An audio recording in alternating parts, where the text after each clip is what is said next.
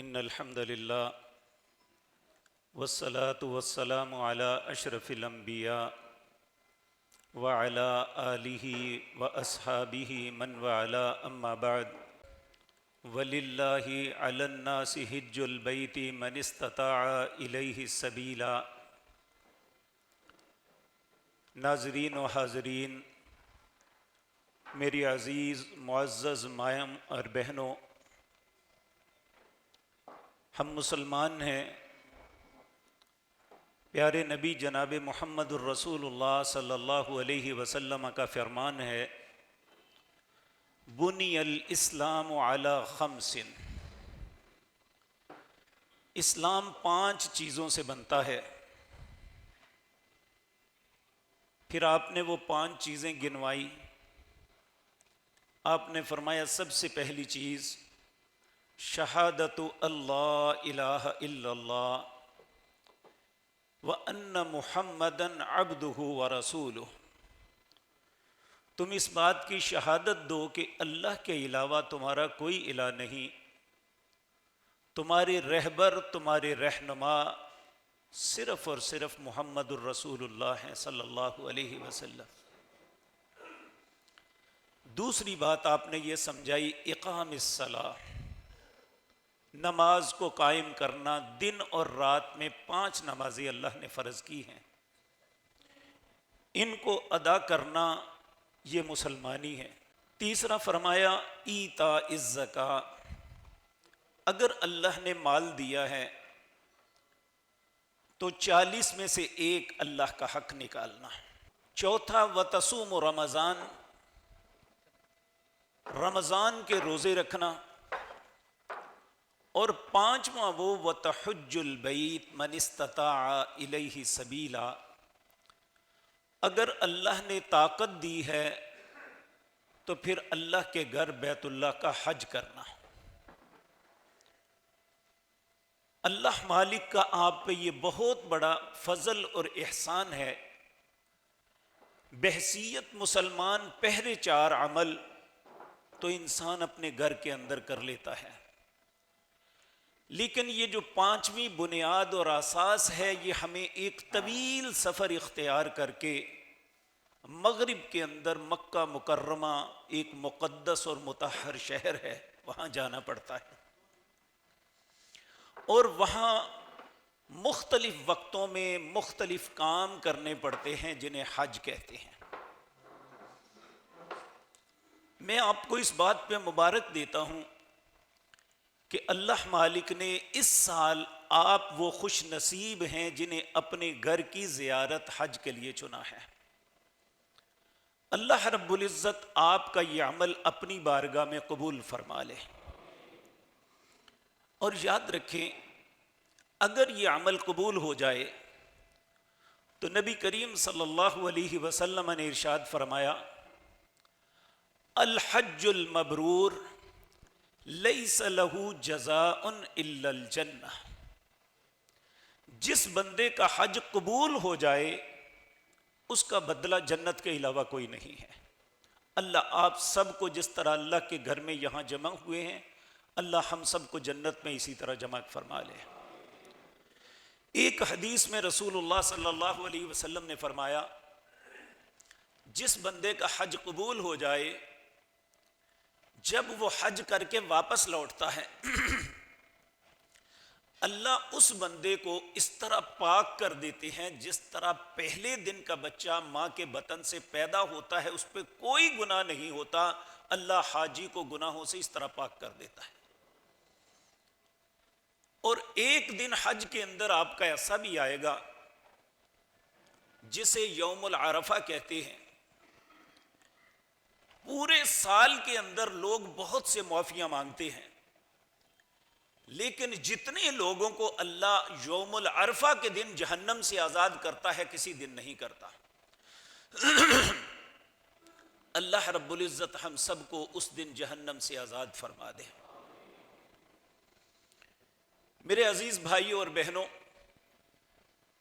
حج 3 طریقوں سے کیا جا سکتا ہے۔ یہ اب میری بات ذرا غور سے سننا، اللہ آپ کو جزائے خیر دے۔ آپس کی باتیں نہیں، میری بات غور سے سننا۔ حج 3 طریقوں سے کیا جا سکتا ہے۔ ایک حج کو کہتے ہیں حج مفرد، یہ اکیلا حج ہوتا ہے، اس کے ساتھ عمرہ نہیں ہوتا۔ یہ صرف مکہ اور ارد گرد کے لوگ جو ہے حج مفرد کرتے ہیں، اس کے اندر قربانی بھی نہیں ہوتی۔ یہ 8 ذی الحج کو سیدھا مینا میں پہنچ کے حج کا آغاز کرنا ہوتا ہے۔ اگر 8 کو بھی نہ پہنچ سکے تو 9 تاریخ کو عرفات میں پہنچے تو وہیں سے حج کا آغاز ہو جاتا ہے۔ یہ عمل کے اعتبار سے سب سے آسان ہے، اور اجر کے اعتبار سے دوسرے دونوں حج کے طریقوں سے کم تر ہے۔ ایک حج کا طریقہ ہے حج تمتع، اس کے 2 سٹیپ ہوتے ہیں، پہلا عمرہ، پھر اس کے بعد حج۔ تمتع کا مطلب ہے فائدہ اٹھانا۔ ایک حج کا طریقہ ہے حج قران، قاف را الف نون، جس طرح قرآن ہوتا ہے یہ قرآن ہے۔ یہ ذرا سب طریقوں سے مشکل ہے۔ اس میں انسان احرام باندھتا ہے حج اور عمرے دونوں کی نیت کر کے، عمرہ کرنے کے بعد احرام نہیں کھولتا، حالت احرام میں ہی رہتا ہے، یہاں تک کہ حج آ جاتا ہے، حج کرنے کے بعد احرام کھولتا ہے۔ اب سوال یہ پیدا ہوتا ہے کہ آپ نے کون سا حج کرنا ہے؟ میں جو عرض کروں گا 2 باتیں ذہن میں رکھیں، کیونکہ آپ نے مختلف سیشن لیے ہوئے ہیں۔ میں کسی کی مخالفت مخاصمت نہیں کروں گا انشاءاللہ، لیکن جو میں بات کروں گا 2 چیزیں مد نظر رکھ کے، اگر میں آپ سے یہ عرض کروں کہ اللہ کا یہ حکم ہے تو یہ سوچ کے کروں گا کہ اگر میں جھوٹ بولوں تو اللہ نے فرمایا وَمَنْ أَظْلَمُ مِمَّنِ افْتَرَى عَلَى اللَّهِ كَذِبًا وَهُوَ يُدْعَى إِلَى الْإِسْلَامِ، اس بندے سے بڑا ظالم کوئی نہیں ہے جو اللہ پہ جھوٹ باندھ رہا ہے، لوگ بیچارے سمجھتے ہیں اسلام کی بات کر رہا ہے۔ اگر میں آپ سے عرض کروں کہ رسول اللہ نے یہ فرمایا اور وہ بات سچ نہ ہو، تو نبی کریم صلی اللہ علیہ وسلم نے ارشاد فرمایا من کذب علی متعمدا فلیتبوأ مقعدہ من النار، جس نے جان بوجھ کے مجھ پہ جھوٹ باندھا، جو بات میں نے نہیں کہی، میں نے نہیں کی، اگر وہ جان بوجھ کے میری ذات کا نام لیتا ہے فہو مقعدہ من النار، وہ سمجھ لے اس نے اپنا ٹھکانہ جہنم بنا لیا۔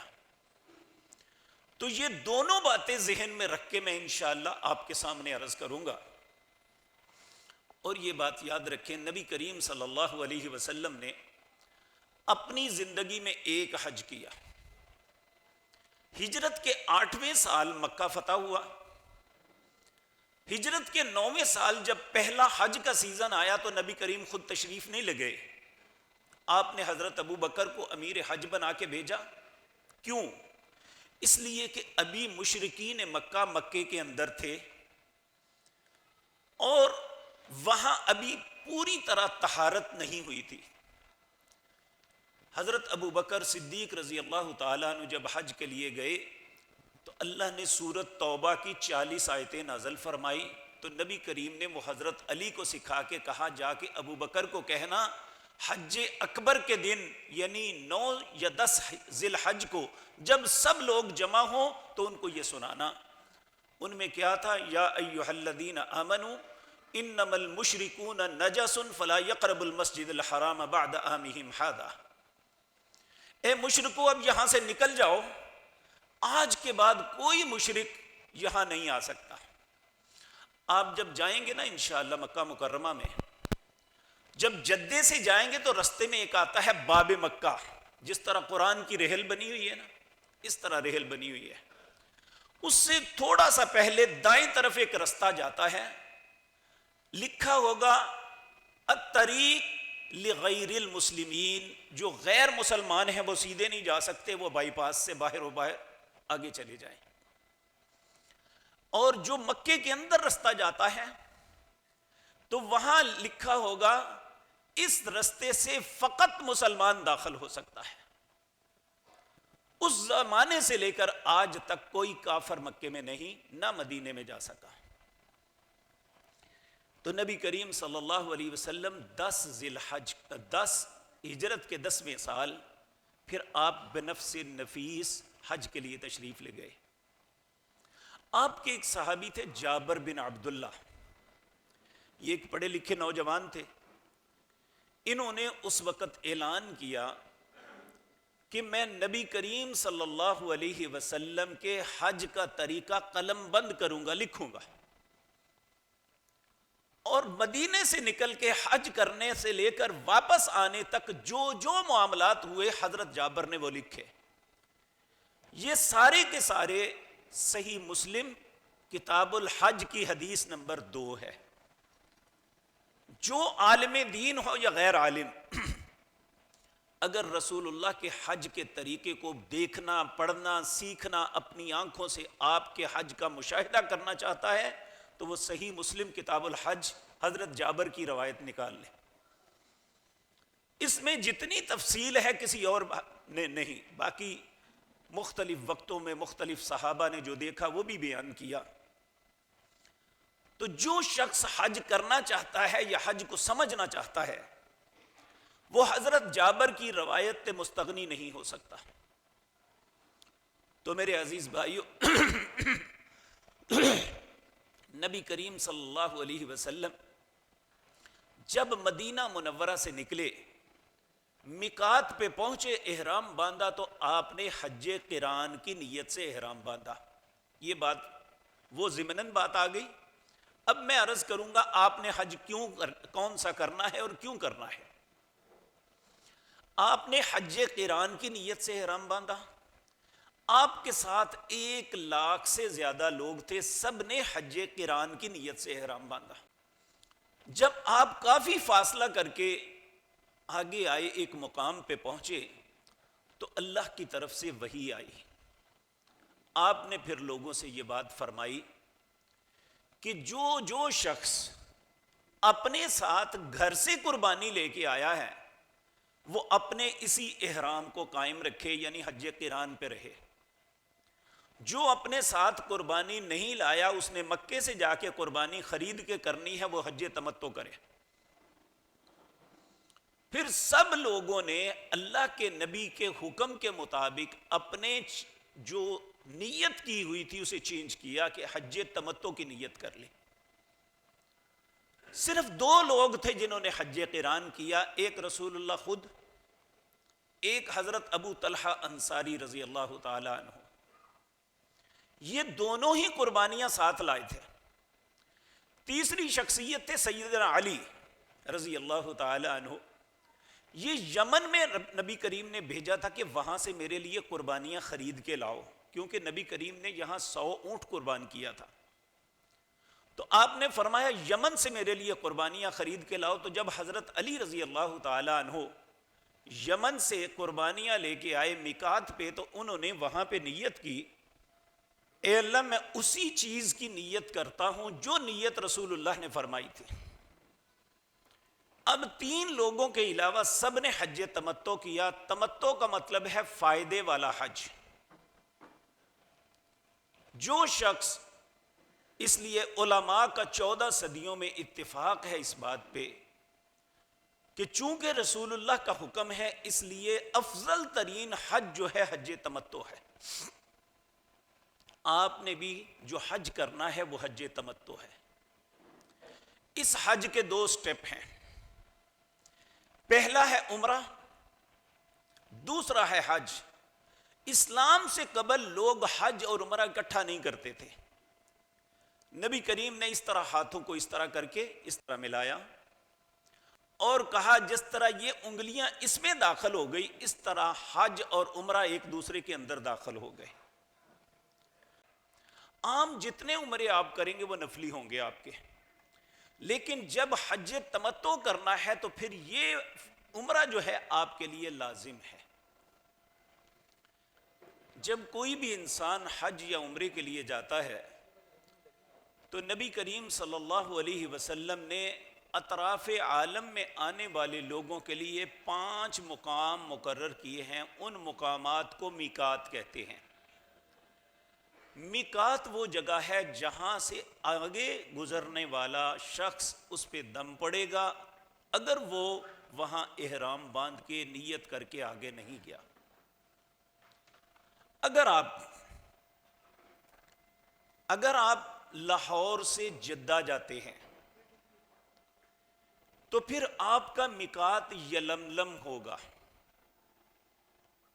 یلملم جو ہے یہ آپ کی فلائٹ جاتے ہوئے یہ 5 گھنٹے 25 منٹ کی ہے، آپ کی فلائٹ اترنے سے 35 منٹ پہلے وہ مقام آئے گا۔ جی یہ بیت اللہ ہے، یہ 5 میقات ہیں چاروں طرف۔ یہ ہے یلملم، یہ آپ کے یمن اور سعودی عربیہ کے درمیان سمندر کے اندر ایک گھاٹی ہے۔ جب لوگ بحری جہاز پہ جاتے تھے تو اس وقت بحری جہاز یہاں پہ لنگر انداز ہوتا تھا اور ایک دن یہاں رکتا تھا، لیکن اب رکنے والا معاملہ نہیں ہے، جہاز فضا میں معلق نہیں ہو سکتا، اس لیے ہم احرام کی چادریں جو باندھتے ہیں جہاں سے ہم نے فلائی کرنا ہوتا ہے وہیں پہ باندھ لیتے ہیں، وہ ہم نے صرف لباس کو تبدیل کرنا ہے، ابھی نہ احرام کی شرائط ہم پہ ہیں اور نہ ہی یہاں نیت کرنی ہے۔ نیت کب کرنی ہے؟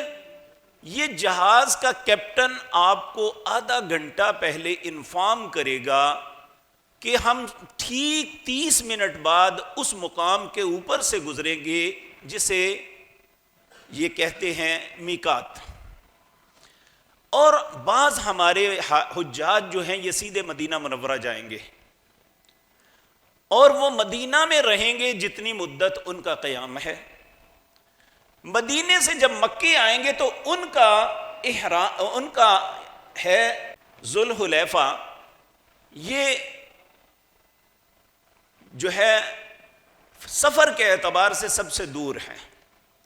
مدینہ منورہ سے نکلیں گے تو قریباً 7 سے 8 کلومیٹر باہر یہ جگہ ہے ذوالحلیفہ، اسے ابیار علی بھی کہتے ہیں۔ یہاں ایک بڑی خوبصورت مسجد بنی ہوئی ہے جہاں ہزاروں واش روم، غسل خانے، سب کچھ ہیں۔ اگر آپ مدینہ منورہ میں اپنے کمرے میں غسل کر کے آ جاتے ہیں تو احرام یہاں سے آ کے باندھیں۔ اگر بالفرض آپ کی فلائٹ وہ وائی کے ساتھ ہے، یعنی دبئی، قطر، ابو ظبی، عمان، کویت، اس وائی کے ساتھ آئے گی تو پھر آپ کا یہ آئے گا قرن المنازل، یہ طائف کے اندر ہے۔ یہ اگر آپ جو ہم نے جانا ہے اگر سیدھا جدہ جائیں گے تو ہمارا میقات ہوگا یلملم، اگر ہم مدینہ منورہ سے آئیں گے تو پھر ہمارا میقات ہوگا ذوالحلیفہ، اگر ہم وائی کی فلائٹ سے آئیں گے تو ہمارا میقات طائف کے اندر قرن المنازل ہوگا۔ تو ہم نے یہ جب نکلنا ہے تو سب سے پہلے عمرہ کرنا ہے۔ مدینہ جائیں گے تو مدینے کی زیارات جو بھی معاملے ہیں اللہ قبول فرمائے کریں گے، انشاءاللہ وہ بعد میں عرض کروں گا آپ کے سامنے۔ اس کے بعد پھر آپ عمرے کے لیے وہاں سے نکلیں گے۔ یہ وہی طریقہ ہوگا جو رسول اللہ نے اختیار فرمایا تھا صلی اللہ علیہ وسلم۔ تو ہم ذوالحلیفہ سے احرام باندھیں گے اور احرام باندھ کے ہم جب مکہ کی جانب نیت کریں گے تو کیا کریں گے؟ صرف عمرے کی۔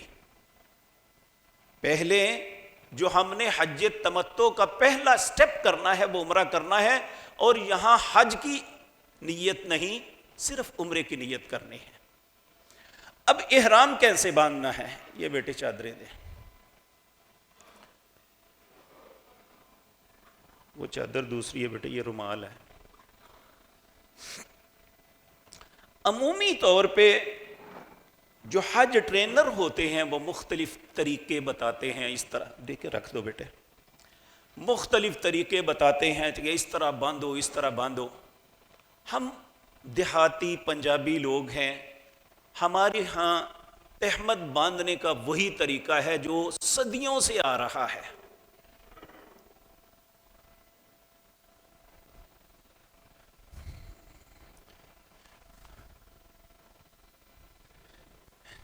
یہ وہ طریقہ ہے، رسول اللہ بھی ایسے ہی باندھتے تھے۔ اب یہ جیسے مرضی آپ چلیں، نہ تو یہ آپ کا یہ کپڑا ادھر ہوگا اور نہ ہی یہ معاملہ آپ کے لیے رکاوٹ بنے گا۔ دوسری بات، جب ہم اوپر والی چادر لیتے ہیں تو اس وقت ہم آغاز میں ہی اس طرح کندھا ننگا کر لیتے ہیں، یہ غلط ہے۔ ہم نے اس کو اس طریقے سے احرام باندھنا ہے۔ یہ ہے آپ کا احرام۔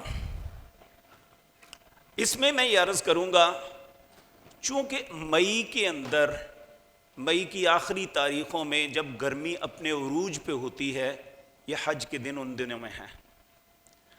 یہ ہے سٹیپل، یہ کاٹن کی ہی ایک قسم ہے، یہ بہت اچھا رہتا ہے، بڑا مزہ آتا ہے اس میں، یہ تنگ بھی نہیں کرتا۔ یا آپ لٹھا لیں گے تو اسے دھو کے آپ نے لے کے جانا ہے، اس طرح اگر اس کے اندر مایا ہوگی تو یہ آپ کو تنگ کرے گا۔ ٹاول کا ان دنوں استعمال نہ کرنا، وہ گرمی کی شدت کے اندر انسان تکلیف میں مبتلا ہوتا ہے۔ یہ مردوں کے احرام کی بات ہے، آپ نے اس طرح احرام باندھ لینا ہے۔ عمومی طور پہ ہمارے بر صغیر کے اندر یہ بات بہت عام ہے کہ 2 نفل طواف کے پڑھیں۔ نبی کریم سے یہ ثابت نہیں ہے۔ نبی کریم سے کیا ثابت ہے؟ اگر فرض نماز کا وقت ہے تو نبی کریم نے فرض نماز ادا کرنے کے بعد احرام باندھا تھا۔ اگر نماز فرض کا وقت ہے تو آپ کریں، اس کے بعد احرام کو باندھ لیں۔ لیکن آپ نے اگر لاہور سے، سیالکوٹ سے، فیصل آباد سے کہیں سے احرام باندھا ہے تو یہ صرف آپ نے لباس تبدیل کیا ہے، آپ کے احرام کی شرائط یا نیت یہاں نہیں ہے۔ نیت اور شرائط وہیں سے شروع ہوگی جو میقات ہے۔ اگر آپ جدہ جا رہے ہیں تو یلملم پہ، اگر آپ مدینہ منورہ سے آتے ہیں تو پھر احرام ہی آپ وہاں پہ ذوالحلیفہ پہ باندھیں گے۔ اب ہے بہنوں کی بات۔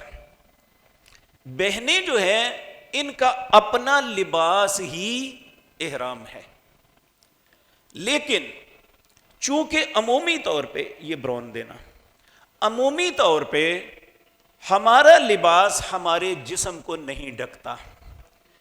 خواتین کے جسم کی ساخت ظاہر ہوتی ہے، اس لیے وہ اس طرح خواتین عبایا پہنے۔ عبائے کے اندر وہ بالکل اپنے آپ کو محفوظ تصور کریں گی، اور شرعی طور پہ بھی ان کے لیے یہی بات درست ہے کہ وہ عبایا پہن لیں اور سر کے اوپر سکارف لیں۔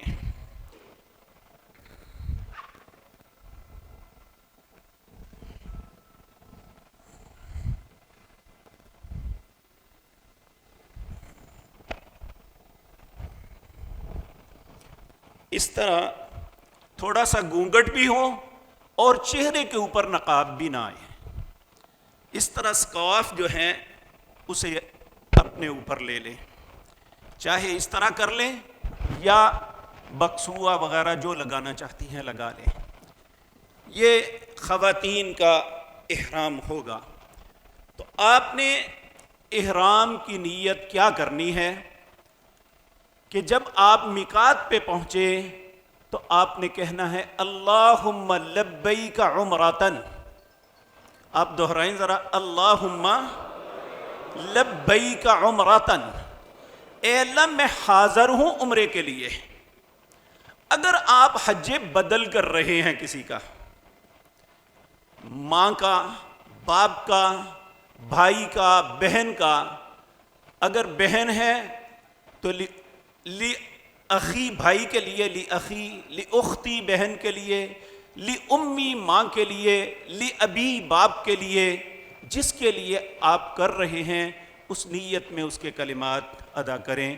اگر آپ عربی میں نہیں تو آپ اللہم لبیک عمرتن، اے اللہ میں عمرے کے لیے حاضر ہوں، پھر آپ اپنی زبان میں بھی کہہ سکتے ہو، اپنے بھائی کے لیے، اپنے باپ کے لیے، اپنے عزیز کے لیے، اپنے ماموں کے لیے، جس کے لیے بھی ہے وہ آپ۔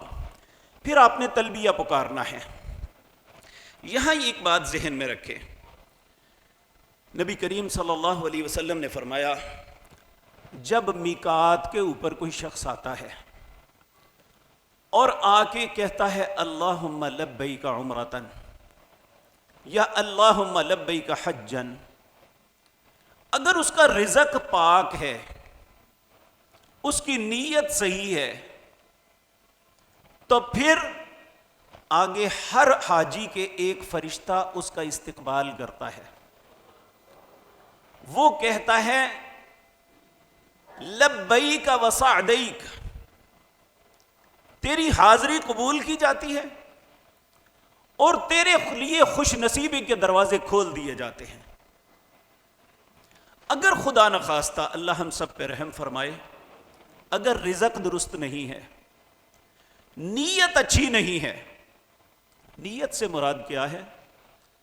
اللہ فرماتے ہیں سورۃ بقرہ کے اندر دوسرے پارے میں وَمِنْهُمْ مَنْ يَقُولُ رَبَّنَا آتِنَا فِي الدُّنْيَا وَمَا لَهُ فِي الْآخِرَةِ مِنْ خَلَاقٍ، جو صرف دنیا کی طلب کے لیے یہ کام کرتا ہے اسے آخرت میں کچھ نہیں ملے گا۔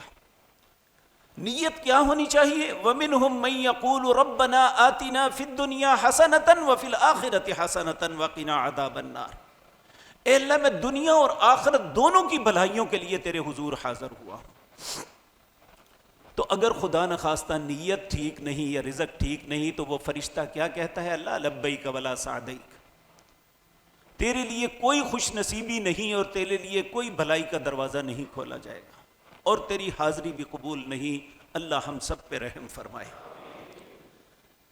تو جو عمرہ ہم نے کرنا ہے اس کے 4 فرائض ہیں، 4 رکن ہیں۔ پہلا رکن ہم نے یہ کیا، احرام باندھا۔ دوسرا رکن اس کا ہے بیت اللہ کا طواف کرنا۔ تیسرا اس کا رکن ہے صفا مروہ کی تیسرا اس کا رکن ہے 2 نفل پڑھنے۔ چوتھا اس کا رکن ہے صفا مروہ کی سعی کرنی۔ پھر اگر مرد ہے تو بال کٹوا بھی سکتا ہے، ٹنڈ بھی کروا سکتا ہے، اگر عورت ہے تو 1 پور کے برابر بالوں کو کاٹے گی۔ اب ہم اللہ کی توفیق سے گھر سے نکلتے ہیں۔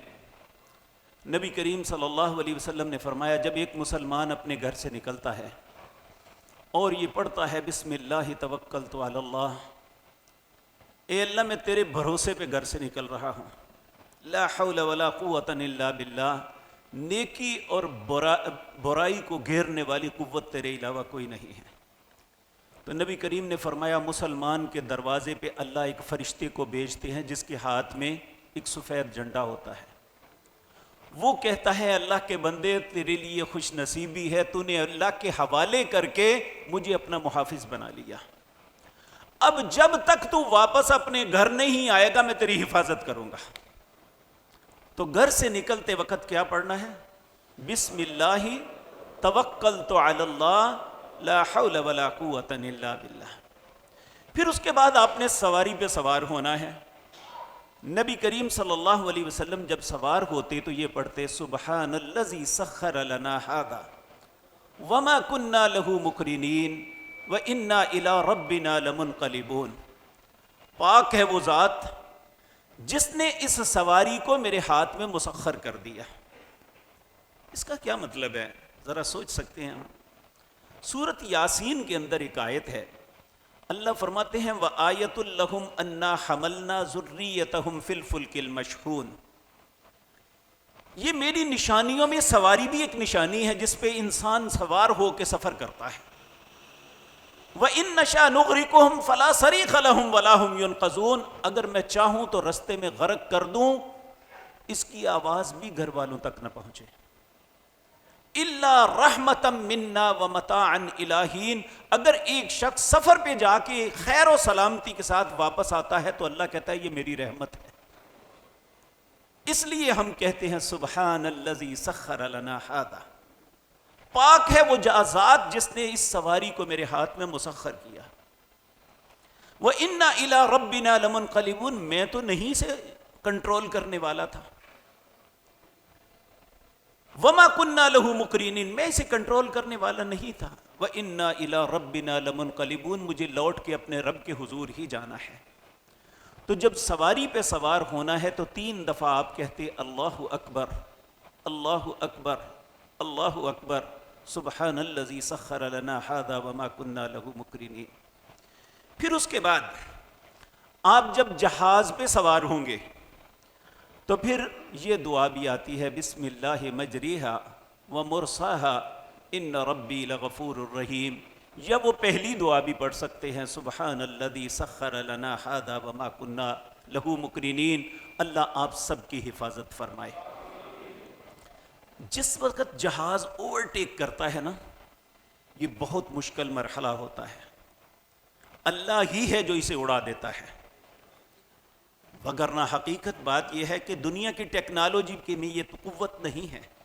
اللہ کہتا ہے یہ پرندے بھی جو فضا میں ٹھہرے ہوئے ہیں یہ میں نے انہیں ٹھہرایا ہوا ہے۔ تو میرے عزیز بھائیو، پھر یہ 5 گھنٹے اگر مدینہ کی فلائٹ ہے تب بھی، اگر جدہ کی فلائٹ ہے تب بھی، یہ 5 گھنٹے 25 منٹ کی فلائٹ آپ کی ہوگی۔ اور اگر آپ جدہ جا رہے ہیں تو 35 منٹ پہلے وہ میقات آئے گا جہاں جا کے آپ نے نیت کے کلمات کہنے ہیں۔ تو میرے عزیز بھائیوں، جب آپ میقات پہ پہنچیں گے تو آپ نے کہنا ہے اللہم لبیک عمرتن، پھر تلبیہ پکارتے رہنا ہے۔ تلبیہ پکارنے کا فائدہ کیا ہے؟ نبی کریم صلی اللہ علیہ وسلم نے فرمایا جب ابن آدم تلبیہ پکارتا ہے، لبیک اللہ میں حاضر ہوں، اللہم لبیک اے اللہ میں حاضر ہوں، لا شریک لک لبیک تیرا کوئی شریک نہیں، ان الحمد والنعمت ساری تعریفیں تیرے لیے ہیں، جتنی میرے پاس نعمتیں ہیں وہ بھی تیری طرف سے، لک والملک ساری بادشاہت تیری ہے، لا شریک لک اس ساری چیزوں میں تیرا کوئی شریک نہیں ہے۔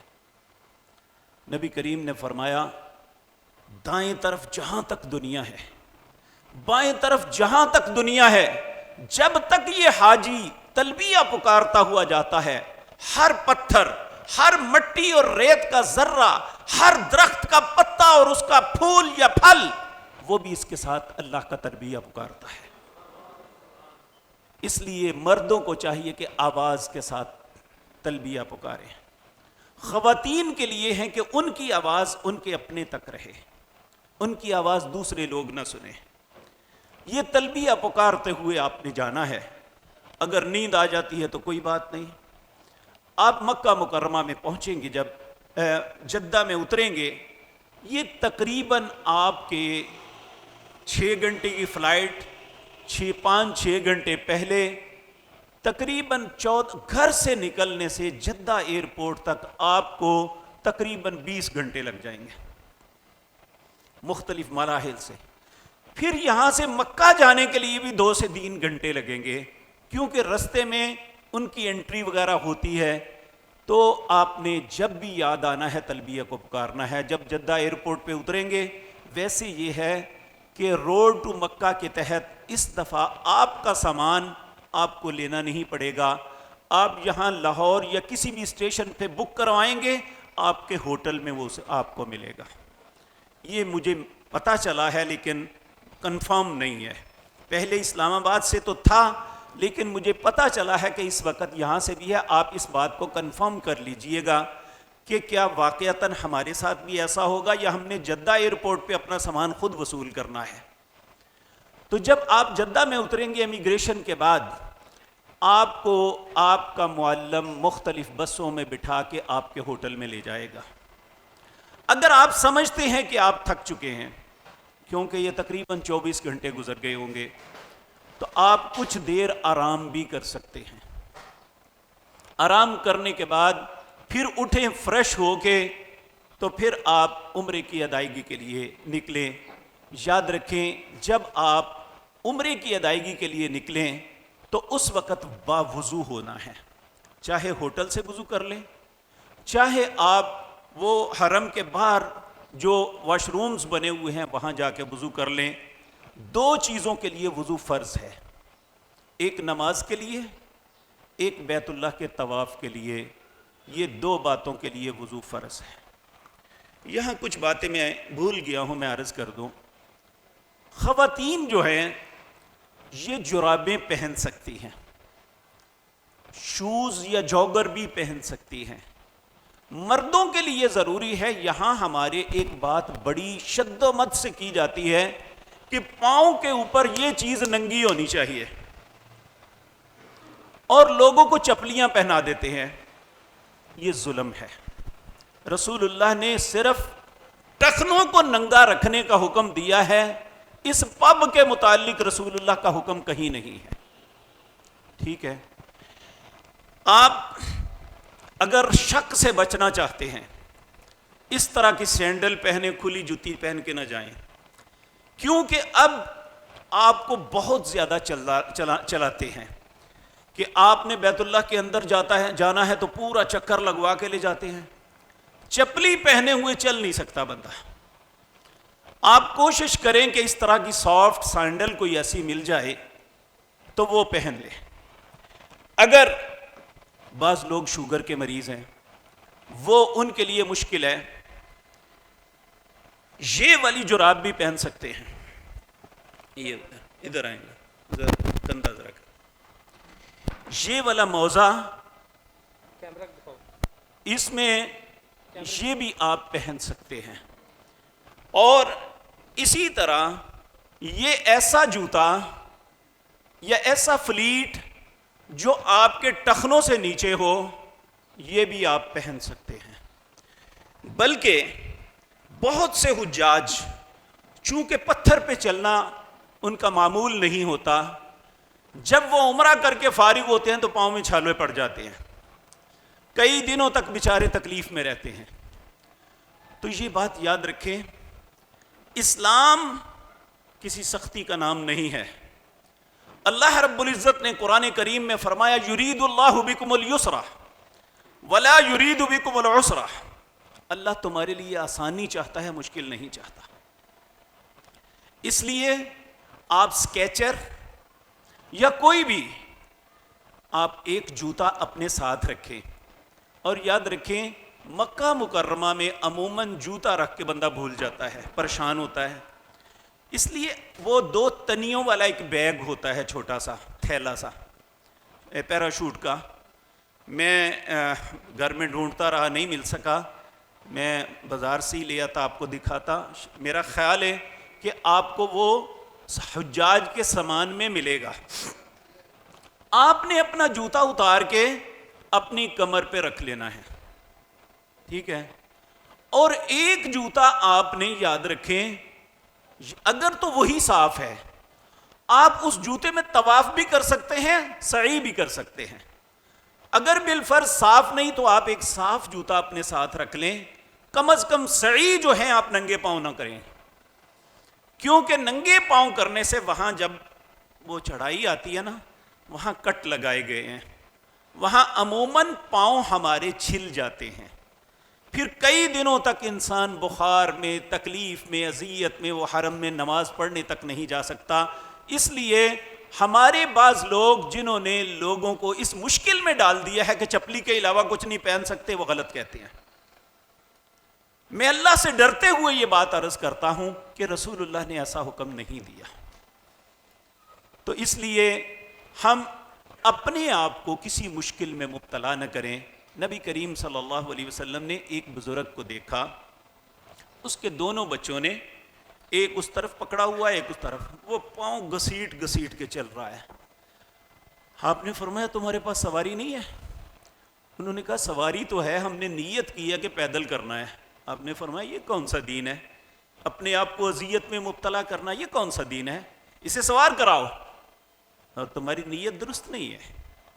تو اس لیے تکلیف میں مبتلا ہونے کا نام نیکی نہیں ہے. ہاں جو اللہ نے حکم دیا ہے وہ مشقت ہم کریں گے. اور پھر یہ بات یاد رکھیں کہ انہوں نے حج کے دن تک ہمیں صرف احرام کی حالت میں صحن میں نہیں جانے دینا ہے. اس کے علاوہ ہم نے اوپر طواف کرنا ہے، سب سے اوپر والی چھت میں یا دوسری چھت میں.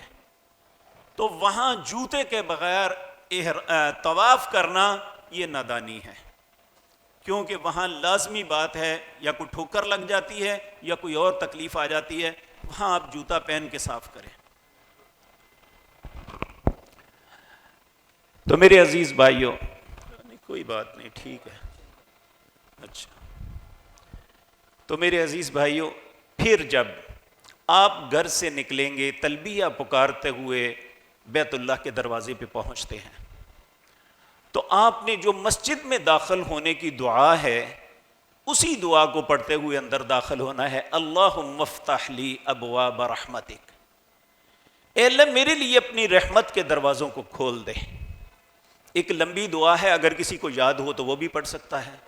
اعوذ باللہ العظیم وبوجہہ الکریم وسلطانہ القدیم من الشیطان الرجیم بسم اللہ والصلاة والسلام علی رسول اللہ وافتح لی ابواب رحمتک. تو اللہ کے گھر میں داخل ہو جائیں.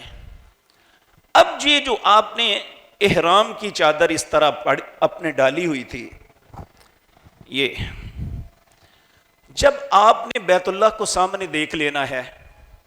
اب تلبیہ ختم ہے. جو تلبیہ ہم میقات سے پڑھنا شروع کیا تھا اب وہ تلبیہ ختم ہے. اب پھر بیت اللہ کے صحن میں جائیں تو کعبۃ اللہ کو دیکھ کے وہ دعا ہے، اللہم زد ھذا البیت تعظیما و تشریفا و تکریما. اے اللہ اس گھر کی عزت، اس کے شرف اور اس کی کرامت میں اور اضافہ فرما. عمومی طور پہ یہ بات سننے میں آئی ہے، لوگ کہتے ہیں پہلی نظر میں جو دعا کریں قبول ہوتی ہے، تو پھر وہاں کہتے ہیں یا اللہ میری ساری دعائیں قبول کرنا. بھائی پہلے ہی ہماری نیت ہونی چاہیے، ہم اللہ کے در پہ آئے ہیں، انشاءاللہ اللہ ہماری ہر دعا کو قبول کرے گا. یہاں پہ کچھ مقام ایسے ہیں، میں آپ کو عرض کروں گا، وہاں اللہ دعا کو رد نہیں کرتے. اب یہ عمرے کے لیے جب آپ نے طواف کرنا ہے، اس طواف کو کہتے ہیں طواف قدوم. کیا کہتے ہیں؟ طواف قدوم. یہ پہلا عمرے کا احرام، یہاں آ کے آپ نے اپنے کندھے کو اس طرح ننگا کر لینا ہے. یہ عمرے کے طواف میں آپ نے کرنا ہے کہ اپنے کندھے کو ننگا کر لینا ہے. کیوں کرنا ہے؟ جب نبی کریم صلی اللہ علیہ وسلم صلح حدیبیہ کے بعد عمرۃ القضاء کے لیے تشریف لائے تھے نا، تو آپ اس طرح طواف فرما رہے تھے تو صحابہ بھی، تو مدینے کے بخار نے کمزوری پیدا کرتی تھی، کفار نے تانا مارا، مدینے کے بخار نے ان کے کندھوں کو جھکا دیا ہے. تو نبی کریم نے فرمایا اپنا کندھا ننگا کرو، اکڑ کے چلو. اللہ نے قیامت تک کے لیے اصول بنا دیا.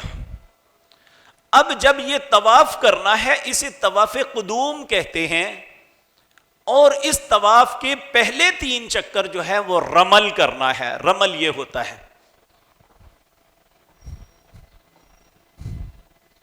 کندھا ننگا، اور یہ رمل کرنا ہے. طواف شروع کہاں سے کرنا ہے؟ بیت اللہ کے 4 کونے ہیں. ایک کا نام ہے حجر اسود، وہاں پہ حجر اسود نصب ہے. یہ جنت کا پتھر ہے جو اللہ نے جنت سے بھیجا. جو شخص اس پتھر کو ایمان اور یقین کے ساتھ بوسہ دے گا، قیامت کے دن اللہ اسے زبان اور ہونٹ دے گا، اس بندے کے متعلق اللہ کے حضور سفارش کرے گا. اور اس کو چومنے کے 4 طریقے ہیں. ہونٹوں سے چومنا، ہاتھ لگا کے ہاتھ کو چومنا، چھڑی لگا کے چھڑی کو چومنا، یا اشارہ کرنا. چاروں کا ثواب برابر ہے. نبی کریم نے فرمایا یہاں اس کو چومنا سنت ہے اور اس پہ دھکا دینا یہ کفر ہے. تو وہ حجر اسود کے کونے پہ کھڑے ہو کے ہم نے وہاں پہ استلام کرنا ہے. استلام کہتے ہیں حجر اسود کو چومنے.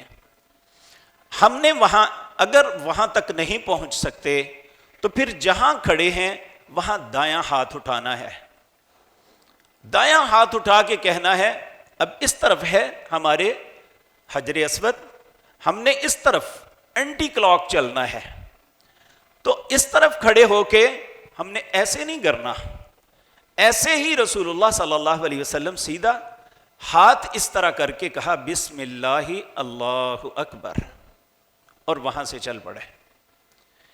پھر وہ 4 کلمے پڑھنے ہیں جن جیسے کلمے اللہ نے بنائی کوئی نہیں ہے۔ وہ کیا ہیں؟ سبحان اللہ والحمد للہ ولا الہ الا اللہ واللہ اکبر، ایک روایت میں ولا حول ولا قوت الا باللہ بھی آتا ہے۔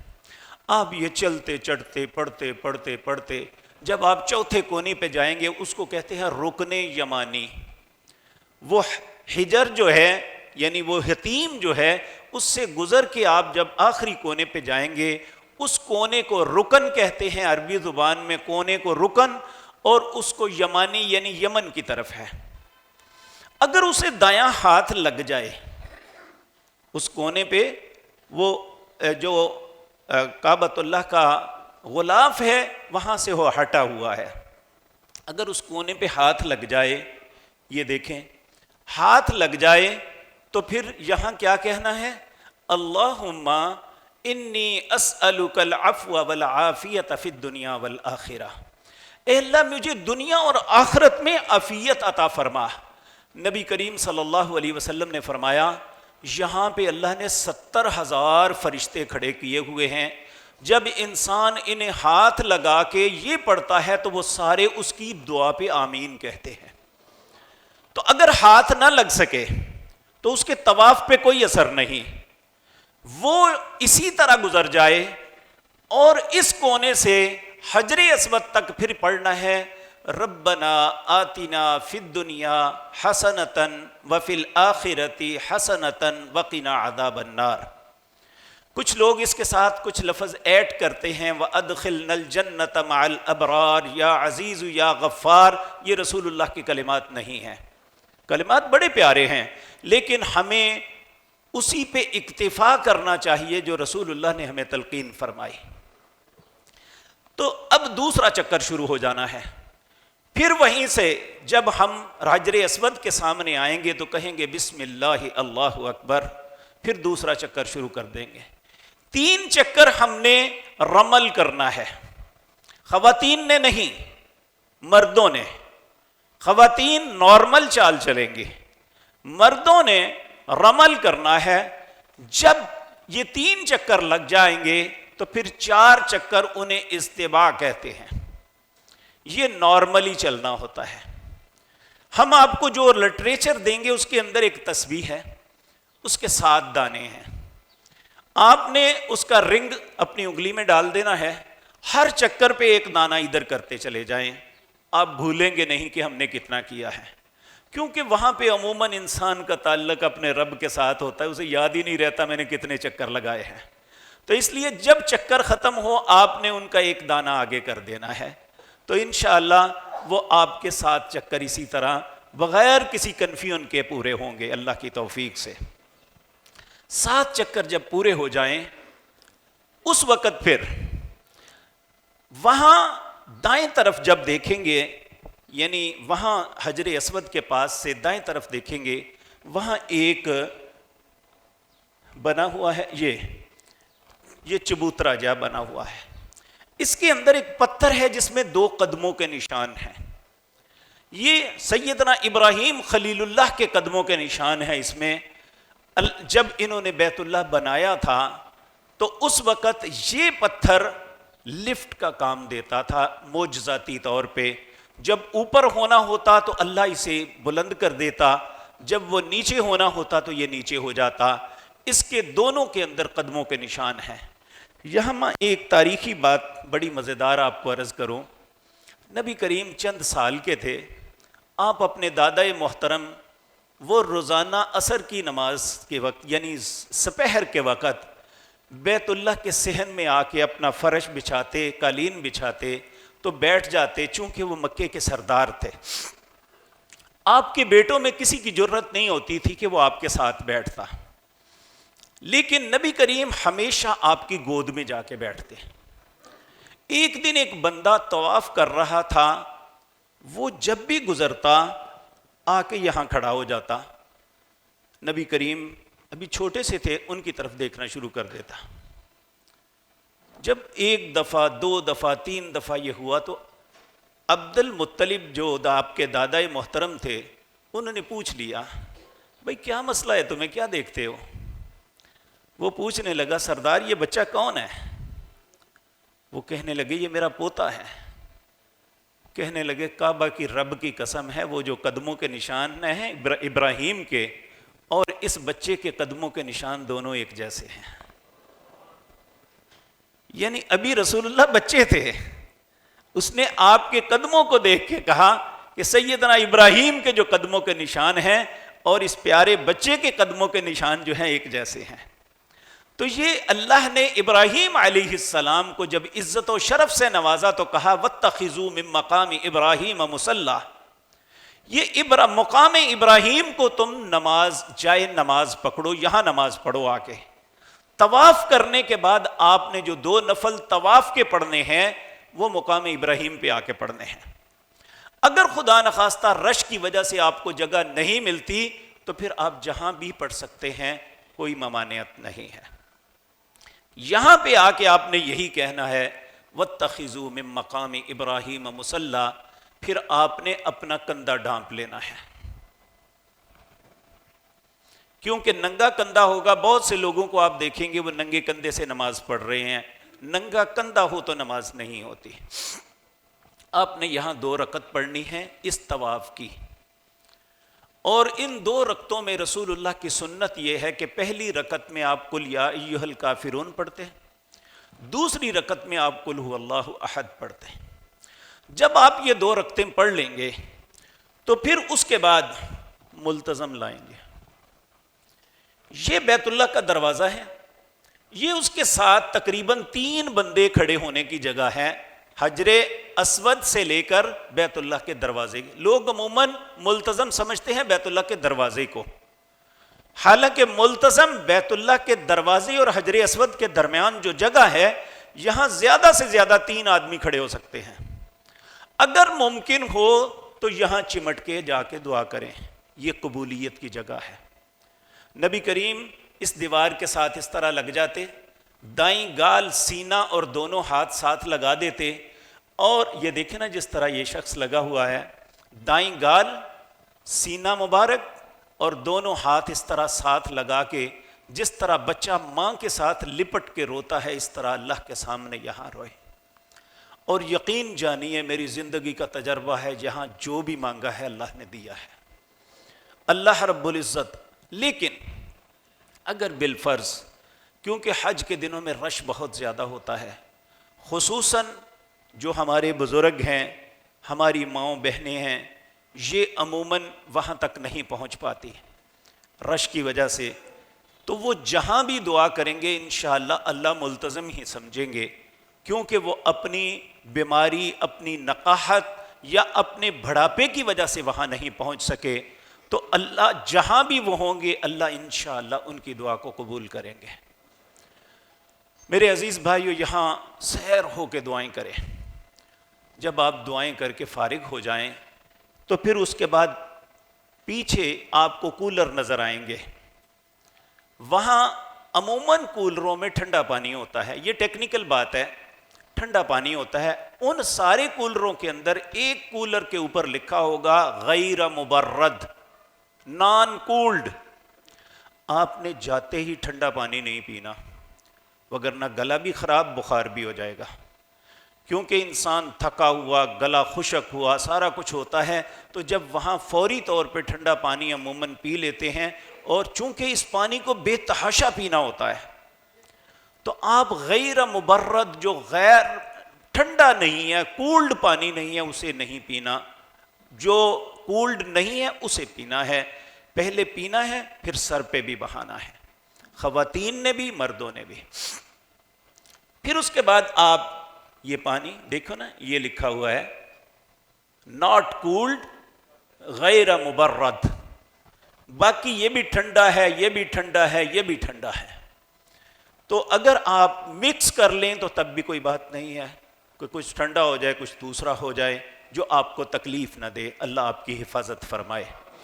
اس کے بعد اس کے پیچھے ہی ایک چھوٹا سا رستہ اندر جاتا ہے، اس رستے سے اندر جائیں گے تو دائیں طرف ایک سلائیڈ آپ کو نظر آئے گی، بہت چوڑی، جس طرح ہمارا یہ ہے اس سے بھی چوڑی جگہ ہے جو اس طرح سلائیڈ اوپر جاتی ہے۔ اس سلائیڈ پہ چلتے ہوئے جب آخر پہ پہنچے گے تو آپ یہ صفا پہ پہنچ جائیں گے۔ یہ درمیان میں ستون ہے، یہ اوپر گنبد بنا ہوا ہے، آپ نے یہاں جا کے پڑھنا ہے ان الصفا والمروۃ من شعائر اللہ فمن حج البیت او اعتمر فلا جناح علیہ ان یطوف بہما ومن تطوع خیرا فان اللہ شاکر علیم۔ اگر آپ کو آیت یاد نہیں ہے تو ہم آپ کو جو لٹریچر دیں گے، چھوٹی سی پاکٹ سائز کتاب ہے، آپ اس کے ہر صفحے پہ اس دعا کو پائیں گے جس جگہ پہ آپ موجود ہوں گے، انشاءاللہ آپ کے لیے کوئی مشکل نہیں ہوگی۔ اگر خدا نخواستہ آپ کے پاس کتاب اس وقت نہیں ہے تو آپ اوپر گنبد میں دیکھیں گے یہی آیت لکھی ہوئی پائیں گے، یہ دیکھیں ان الصفا والمروۃ من شعائر اللہ فمن حج البیت او اعتمر فلا جناح۔ پھر آپ نے اپنا رخ، یہاں آپ کھڑے ہوں گے، سامنے بیت اللہ ہوگا، آپ نے بیت اللہ کی طرف اپنا منہ کر لینا ہے، اور یہاں کھڑے ہو کے پھر آپ نے اس طرح دونوں ہاتھوں کو اپنے کندھوں کے برابر اٹھانا ہے، 3 دفعہ کہنا ہے اللہ اکبر اللہ اکبر اللہ اکبر۔ پھر 3 دفعہ آپ نے یہ کہنا ہے لا الہ الا اللہ وحدہ لا شریک لہ لہ الملک ولہ الحمد وہو علی کل شیء قدیر، لا الہ الا اللہ وحدہ انجز وعدہ ونصر عبدہ وحزم الاحزاب وحدہ۔ پھر آپ نے اسی طرح بیت اللہ کی طرف منہ کر کے دعا کرنی ہے۔ یہاں صفا پہ کھڑے ہوں گے تو آپ کو بیت اللہ سامنے نظر آئے گا، تو آپ نے دعا کرنی ہے، یہ دعا کی قبولیت کی جگہ ہے۔ جب آپ دعا کر لیں تو اس وقت آپ نے پھر وہاں سے دائیں طرف چل پڑنا ہے اور کہنا ہے ابدأ بما بدا اللہ بی، میں وہیں سے شروع کر رہا ہوں جہاں سے اللہ نے شروع کروایا تھا۔ پھر آپ نے یہاں سے چل پڑنا ہے۔ آپ جب یہاں چلیں گے، آپ راہداری کی تصویر لائیں جی، یہ دیکھیں، آپ یہاں سے چلیں گے تو درمیان میں یہ گرین لائٹس جو ہیں یہ لٹکن ہوگی، نیچے لٹکی ہوئی ہیں، گرین لائٹس ہوں گی۔ جب ان لائٹس پہ آپ نے پہنچنا ہے تو آپ نے بھاگنا شروع کر دینا ہے، اور کیا پڑھنا ہے؟ رب اغفر ورحم انت الاعز الاکرم، اے اللہ مجھے معاف کر دے، مجھ پہ رحم کر دے، کیونکہ تو ہی سب سے زیادہ عزت اور کرامت والا ہے۔ جب یہ لائٹس ختم ہو جائیں گی پھر آپ نے نارمل ہو کے چلنا شروع کر دینا ہے۔ اور یہ بات ذہن میں رکھیں، طواف کے اندر اگر وضو ٹوٹ جائے تو آپ نے دوبارہ وضو کر کے طواف شروع کرنا ہے۔ اگر نصف سے پہلے ہے تو آپ نے شروع سے پھر کرنا ہے، اگر آپ نصف سے زائد کر چکے ہیں تو پھر جہاں آپ نے چھوڑا ہے وہیں سے آپ نے آغاز کرنا ہے۔ لیکن یہاں پہ وضو شرط نہیں ہے، یہاں پہ اگر آپ کا وضو خطا بھی ہو جاتا ہے تو صفا مروہ کی سعی جو ہے بغیر وضو کے بھی کی جا سکتی ہے۔ تو یہاں سے چل کے آپ مروہ پہ پہنچیں گے، یہ تقریباً 0.25 کلومیٹر فاصلہ بنتا ہے۔ یہاں سے لے کر جب آپ مروہ پہ پہنچیں گے تو یہ ایک چکر آپ کا ہو جائے گا، یہ نہیں کہ پورا ایسا ٹرن لے کے آئیں گے تو چکر نہیں، صفا سے مروہ پہ پہنچیں گے تو ایک چکر مکمل ہو جائے گا۔ پھر آپ نے مروہ پہ کھڑے ہو کے پھر بیت اللہ کی طرف منہ کرنا ہے، وہاں دیوار ہے، بیت اللہ نظر نہیں آتا، آپ نے اپنا رخ اس طرح بیت اللہ کی طرف کرنا ہے، وہاں سے اس طرح، یہ مروہ ہے، اس طرح آپ کھڑے ہوں گے، اور وہاں پھر آپ نے یہی کرنا ہے اللہ اکبر اللہ اکبر اللہ اکبر، لا الہ الا اللہ وحدہ لا شریک لہ لہ الملک ولہ الحمد وہو علی کل شیء قدیر، لا الہ الا اللہ وحدہ انجز وعدہ ونصر عبدہ وحزم الاحزاب وحدہ۔ پھر آپ نے وہاں کھڑے ہو کے دعا کرنی ہے، دعا کرنے کے بعد پھر وہاں سے چل پڑنا ہے۔ پھر درمیان میں اسی طرح لائٹس آئیں گی، یہاں سے بھاگنا ہے، باقی نارمل چلتے ہوئے کوئی بھی دعا کریں۔ جب یہاں بھاگنا ہے تو یہ پڑھنا ہے رب اغفر ورحم انت الاعز الاکرم۔ جب یہ صفا سے مروہ، پھر مروہ سے واپس صفا 2، پھر مروہ 3، پھر صفا 4، پھر مروہ 5، پھر صفا 6، پھر مروہ، یہ 7 چکر ہو جائیں گے تو پھر آپ ایک کونے میں بیٹھ جائیں، یہ آپ کا عمرہ مکمل ہو گیا۔ خوب رو رو کے اللہ سے التجائیں کریں، اپنی خطاؤں کی معافی مانگیں، اپنے خاندان کے لیے، اپنے والدین کے لیے، اپنی اولاد کے لیے، بیوی ہے تو خامد کے لیے، خامد ہے تو اپنی بیوی کی خیر کے لیے، اور اپنے ملک کی سلامتی کے لیے اللہ سے دعائیں کریں۔ یہ قبولیت کا وقت ہے۔ یہ پہلا سٹیپ آپ کا مکمل ہو گیا۔ اب آپ نے احرام سے آزاد ہونے کے لیے 2 کام کرنے ہیں۔ یا مرد، یہ مردوں کے لیے بات ہے، مردوں کے لیے 2 باتیں ہیں۔ پہلا، حلق کروانا، حلق ٹنڈ کو کہتے ہیں، جو بلیڈ کے ساتھ، استرے کے ساتھ کی جاتی ہے۔ نبی کریم نے 3 دفعہ حلق کروانے والوں کے لیے دعا کی، اللہ حلق کروانے والوں پر رحم کرے، اللہ حلق کروانے والوں پر رحم کرے، اللہ حلق کروانے والوں پر رحم کرے۔ چوتھی دفعہ کہا جو قصر کروائے، بال کو کٹوائے، اس پہ بھی رحم کرے۔ اگر بال کٹوانے ہیں تو پورے سر کے بال کٹوانے ہوں گے، نہ کہ کچھ بال کاٹ کے ختم، نہیں، ایسا نہیں۔ لیکن آپ کا عمرہ درست ہے، اگر آپ ٹنڈ نہیں بھی کرواتے، صرف بالوں کو کٹوا لیتے ہیں تو آپ کے عمرے میں فرق نہیں، صرف رسول اللہ کی دعاؤں میں ہم تھوڑا سا کم آ گئے ہیں۔ تو یہ آپ کا پہلا سٹیپ مکمل ہو گیا۔ آپ نے بال کٹوا کے آزاد ہو جانا ہے، نہا کے اپنا لباس تبدیل کریں، نارمل لباس میں آ جائیں۔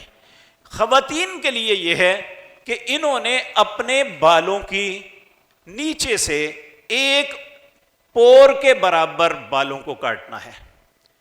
یہ بہنیں خود بھی کاٹ سکتی ہیں، ایک بہن دوسری بہن کے بھی کاٹ سکتی ہیں، خامد، باپ، بھائی، اپنی بیوی، اپنی بیٹی، اپنی بہن، ان کے بھی کاٹ سکتا ہے۔ 1 پور کے برابر بال کاٹ کے یہ بھی نہا کے یہ صاف ہو جائیں۔ اب 8 ذی الحجہ تک آپ آزاد ہیں، آپ پہ کوئی کسی قسم کی شرائط نہیں ہے، جو احرام کی جتنی شرائط تھے اس سے آپ آزاد ہو چکے ہیں۔ یہی حج التمتع کا فائدہ اور اس کی آسانی ہے کہ آپ بے شک 40 دن پہلے پہنچ گئے، یا 30 دن پہلے، یا 10 دن، یا 20 دن، جتنے بھی عمرے 2-3 گھنٹے میں آپ نے عمرہ کیا، اس کے بعد آپ آزاد ہیں۔ اب آپ کے حج کا جو معاملہ شروع ہونا ہے وہ 8 ذی الحج سے ہوگا، ٹھیک ہے۔ یہ نبی کریم صلی اللہ علیہ وسلم اس دن کے متعلق اسے کہتے ہیں یوم الترویہ، پانی پلا، نہیں ٹھہرے جی، اچھا شکریہ۔ یوم الترویہ، پانی، یعنی اس زمانے میں اونٹ سفر پہ ہوتے تھے اور اونٹوں کو وہ پانی پلاتے تھے، چونکہ کئی دن تک انہوں نے وہاں رہنا اور وہاں پانی نہیں ہوتا۔ اب تو الحمدللہ ہر چیز وہاں وافر موجود ہے۔ تو یوم الترویہ، آج بھی آپ جس سواری پہ جائیں گے اس پہ لکھا ہوگا ردا الترویہ، یہ ترویہ کی سواری ہے، یعنی 8 ذی الحج کی سواری ہے۔ لیکن وہ رش کی بنیاد پہ بعض لوگوں کو 7 اور 8 کی درمیانی رات کو لے جاتے ہیں۔ رسول اللہ کا طریقہ یہ ہے کہ آپ فجر کی نماز مکے میں ادا کرتے ہیں، فجر کی نماز کے بعد آپ احرام باندھتے اور پھر اس کے بعد آپ مینا کی طرف تشریف لے جاتے ہیں۔ لیکن اگر بالامر مجبوری آپ کو وہ 7 کی رات کو لے جانے پہ مصر ہیں تو کوئی بات نہیں، اس میں آپ مجبور ہیں، مجبوری میں اللہ اپنا حکم اٹھا لیتے ہیں، آپ وہاں چلے جائیں۔ لیکن آپ بے شک ہوٹل میں احرام باندھ کے چلے جائیں، جس طرح آپ نے لاہور میں احرام باندھا تھا، صرف لباس تبدیل کیا تھا، یہاں بھی آپ نے احرام کی چادریں باندھ لینی ہے، لیکن اس کی نیت آپ فجر کی نماز کے بعد کریں گے۔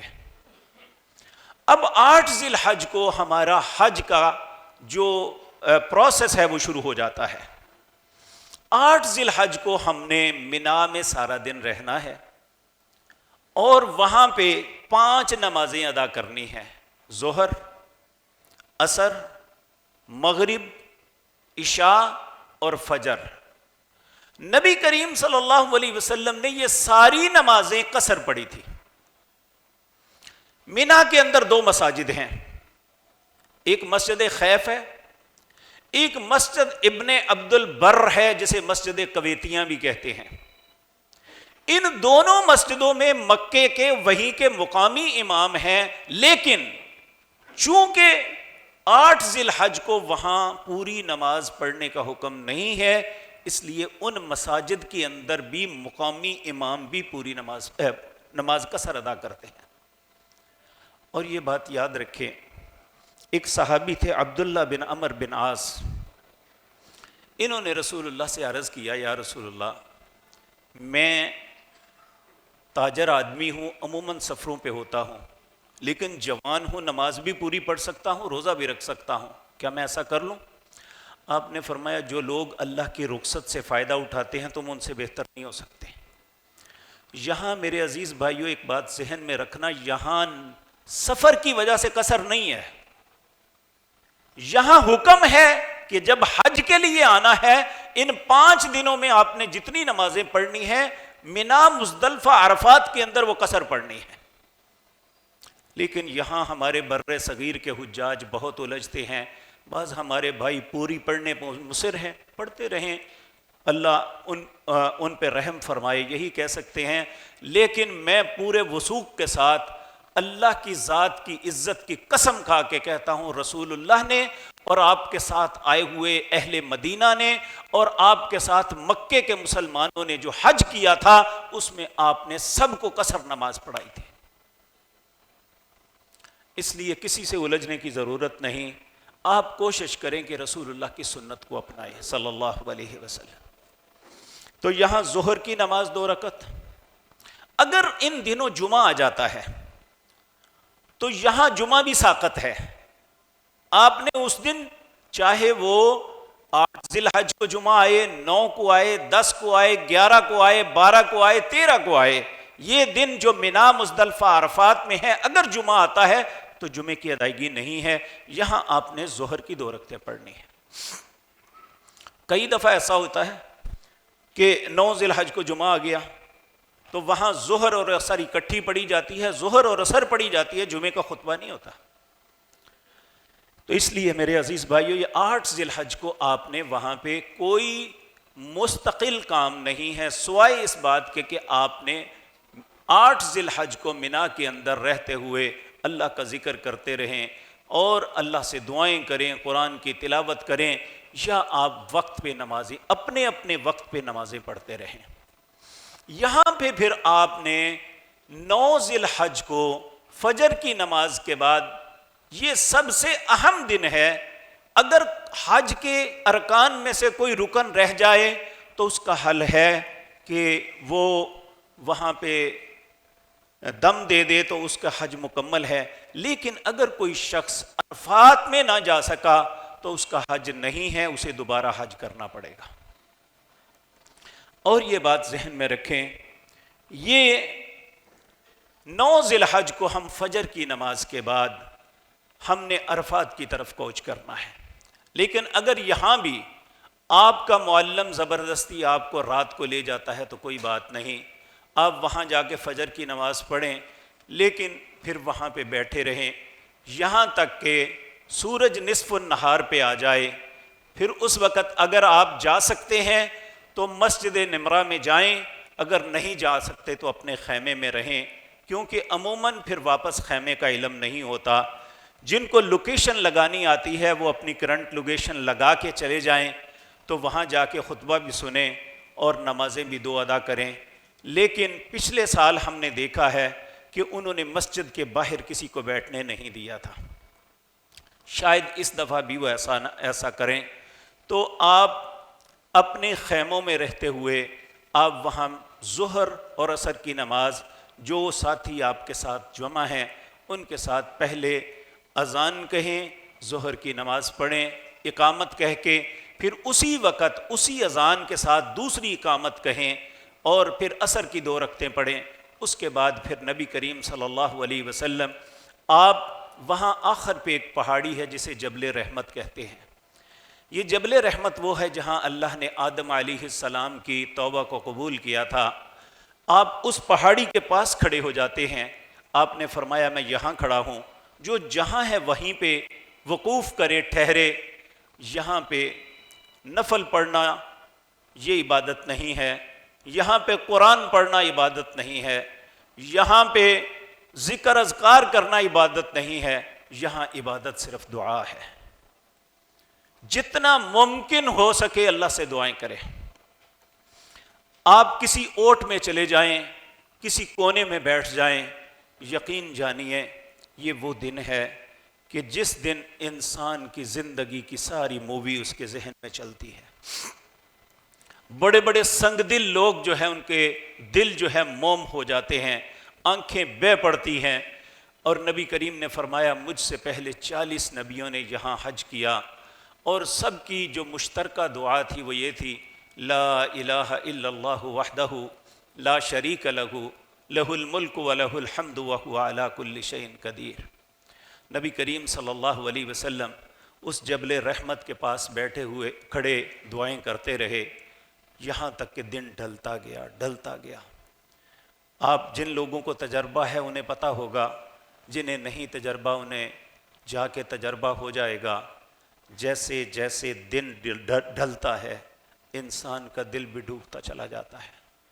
پھر عصر اور مغرب کے وقت ایک ایسا وقت آتا ہے جب سانسیوں اور سسکیوں کے علاوہ کسی چیز کی آواز نہیں آتی، ہر طرف ایک عجیب معاملہ ہوتا ہے، سناٹا چھایا ہے، کہیں سے سسکیاں ابھرنے کی آواز آتی ہے، کہیں سے چیخوں کی آواز آتی ہے۔ ہر آدمی اپنے گناہوں کی معافی کے لیے اپنے رب سے ہم کلام ہے، اور اللہ بھی اپنی رحمت کے ساتھ سب کو جہنم سے آزاد کر رہا ہے۔ اللہ ہمارا مقدر بھی ایسا کر دے۔ سارا دن گزر گیا ہوگا، یہ میرا تصور ہے۔ امام طبرانی رحمۃ اللہ علیہ نے اپنی کتاب میں اس دعا کا تذکرہ کیا ہے کہ سارا دن گزر گیا ہوگا، جب دن ڈھلتے ڈھلتے آخر پہ پہنچا تو رسول اللہ نے وہ کلمات کہے جو ہم ساری زندگی کے بھی سوچ بھی نہیں سکتے۔ آپ اللہ سے التجا کرتے ہوئے کہتے ہیں، اللہم انک تعلم و تری مکانی و تسمع کلامی و تعلم سری و علانیتی ولا یخفى علیک شیء من امری وانا البائس الفقیر المستغیث المستجیر الوجل المشفق المقر المعترف بذنبی اسألک مسالۃ المسکین وابتہل الیک ابتہال المذنب الذلیل وادعوک دعاء الخائف الضریر من خضعت لک رکبتہ وفازت لک عیناہ ونہل لک جسدہ ورغم لک انفہ رب لا تجعلنی بدعاء ربی شقیا وکن بی رؤوف الرحیم یا خیر المسئولین یا خیر الموتین یا ارحم الراحمین۔ اس کا ترجمہ یہ بنتا ہے، اللہم اے میرے اللہ، انک تعلم و تری مکانی، تو دیکھ رہا ہے میں کہاں کھڑا ہوں، تسمع کلامی، تو میری بات کو سن رہا ہے، وتعلم سری وعلانیتی، اے اللہ تو میرا ظاہر بھی جانتا ہے اور باطن بھی جانتا ہے، ولا یخفی علیک شیء من امری، اے اللہ میری زندگی کا کوئی بھی معاملہ تجھ سے پوشیدہ نہیں ہے، انا البائس الفقیر، ایک بھوکے فقیر کی طرح تیری منت کرتا ہوں، المستغیث، جو تجھ سے مدد مانگ رہا ہے، المستجیر، اے اللہ جو کچھ کیا ہے اس کی اجرت تو دے دے، الوجل المشفق المقر المعترف بذنبی، اے اللہ میں اپنی خطاؤں کا تیرے حضور اقرار کرتا ہوں، اسألک مسألۃ المسکین، اے اللہ اس طرح مانگتا ہوں جس طرح مسکین مانگتا ہے، وابتہل الیک ابتہال المذنب الذلیل، اے اللہ اس طرح گڑ گڑاتا ہوں جس طرح ایک گناہگار اپنے گناہوں پہ گڑ گڑاتا ہے. وَادْعُوكَ دُعَاءَ الْخَائِفِ الضَّرِيرِ، اے اللہ اس طرح کر رہتا ہوں جس طرح ایک زخمی اپنے زخموں پہ کر رہتا ہے. من خضعت لک رکبتہ، اے اللہ کھڑے کھڑے کمر جھک گئی. وفاضت لک عیناہ، آنکھوں سے آنسو بہ رہے ہیں. ونہل لک جسدہ، تیرے خوف سے میرا جسم کانپ رہا ہے. ورغم لک انفہ، رو رو کے ناک بہ رہی ہے. رب لا تجعلنی بدعاء ربی شقیا، اے اللہ یہاں سے مجھے نامراد نہ لٹانا. وَقُمْ بِي رَؤُوفُ الرَّحِيمَ، اے اللہ تجھ سے ایسا مہربان شفقت کرنے والا کوئی نہیں ہے. یا خیر المسئولین، اے وہ بہترین ذات پاک جس سے سوال کیا جا سکتا ہے، میں تجھ سے مانگ رہا ہوں. یا خیر المعطین، اے وہ بہترین ذات پاک جو کسی کو کچھ عطا کر سکتی ہے، اللہ مجھے بھی دے دے. یا ارحم الراحمین، اے دونوں جہانوں میں سب سے زیادہ رحم کرنے والے اللہ اپنے بندے محمد پر رحم کر دے.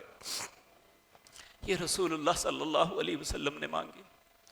اب یہاں پہ جب مغرب کا سورج غروب ہوتا ہے، یہاں اذان نہیں ہوتی، یہاں نماز پڑھنے کی اجازت نہیں ہے مغرب کی.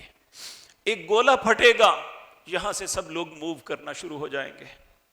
پھر یہ مینا، عرفات اور مینا کے درمیان ایک میدان ہے جسے مزدلفہ کہتے ہیں. یہ مزدلفہ ہے.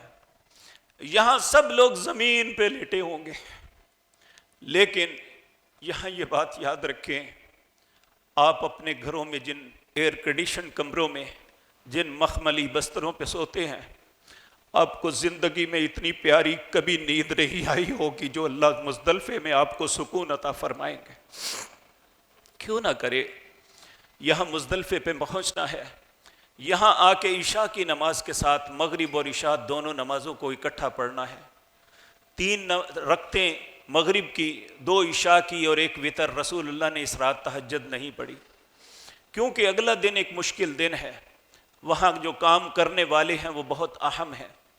نبی کریم صلی اللہ علیہ وسلم آپ پھر آرام فرماتے ہیں. جب صبح فجر کا وقت ہوتا ہے تو اندھیرے کے اندر آپ اٹھ کے فجر کی نماز پڑھتے ہیں. اس کے بعد ایک جگہ ہے یہاں مشعر حرام، یعنی جہاں آج کل مسجد بنی ہوئی ہے، آپ وہاں جا کے اللہ کا ذکر کرتے رہے یہاں تک کہ سورج طلوع ہو گیا. پھر آپ یہاں سے نکلے اور آج 10 ذی الحج ہے. 10 ذی الحج کو 4 کام کرنے ہیں جو مختلف اطراف میں ہیں. ان کی ترتیب یہ ہے کہ پہلے، ہاں اللہ مجھے معاف فرمائے، یہاں مزدلفے میں آپ نے 70 کنکریاں ہر فرد نے اپنے لیے اکٹھی کرنی ہے. 70 کنکریاں آپ نے اکٹھی کرنی ہیں. وہ کسی تھیلی میں ڈال لیں، کسی بوتل میں ڈال لیں، اسے دھونا یا ایسے کرنا یہ فضول باتیں ہیں. ایک چنے کے دانے سے برابر یا اس سے چھوٹی ہونی چاہیے، اس سے بڑی نہیں. یہ کنکریاں جمع کر کے پھر صبح آپ نے کوچ کرنا ہے. سب سے پہلے آپ نے کنکریاں مارنی ہیں، پھر اس کے بعد قربانی کرنی ہے، پھر اس کے بعد آپ نے ٹینڈ کروانی ہے، احرام کو کھول دینا ہے، حلال ہو جانا ہے، پھر طواف زیارت یا طواف افاضہ کرنا ہے. یہ ترتیب ہے. لیکن اس دن کے متعلق رسول اللہ کے پاس ایک شخص آیا. اس نے کہا یا رسول اللہ میں پہلے جا کے طواف کرایا ہوں. آپ نے فرمایا فلا حرج، کوئی حرج نہیں، اب کنکریاں مار لو.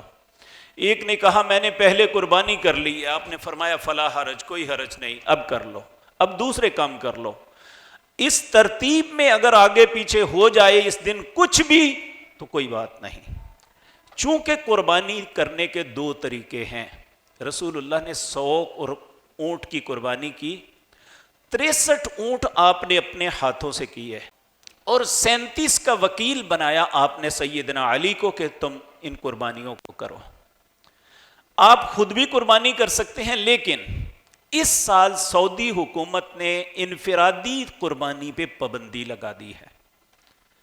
اب آپ سب کی قربانیاں جو حج کا حصہ ہیں، ان قربانیوں کو وہ الراجی بینک کے تحت یا جو بھی انہوں نے ادارہ بنایا ہے اس کے تحت یہ ساری قربانیاں ہوں گی.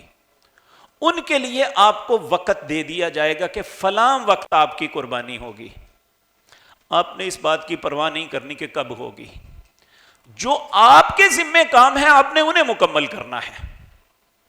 آپ کے ذمے کیا ہے کہ آپ سیدھے، یہ کچھ ٹیکنیکل باتیں ہیں میں آپ سے عرض کروں گا آسانی کے لیے، وگرنہ آپ جیسے چاہیں کر سکتے ہیں.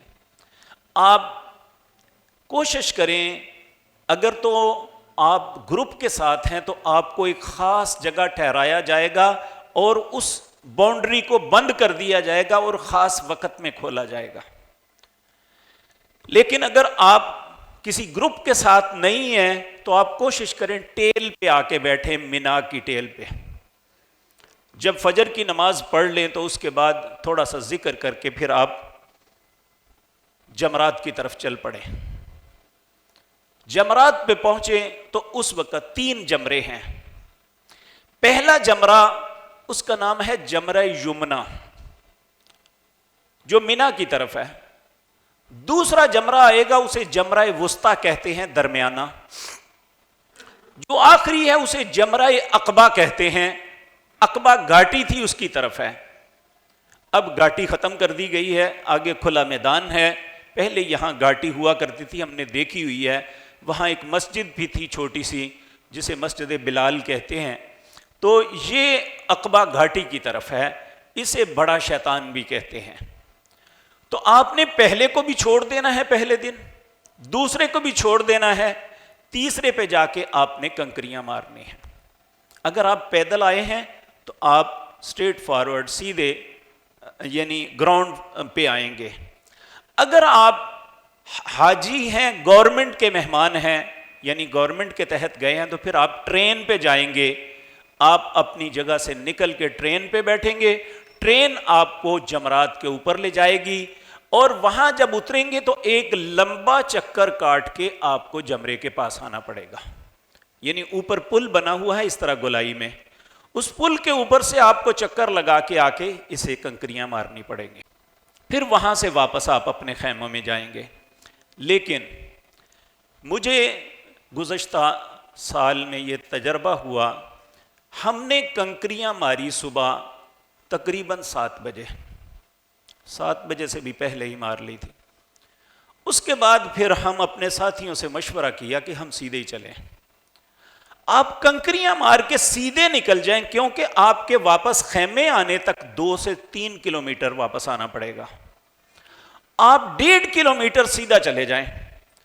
آگے 2 روڈ آئیں گے، ایک شارع حجون آئے گی، ایک دوسری، ان کے درمیان ایک دیوار بنی ہوئی ہے.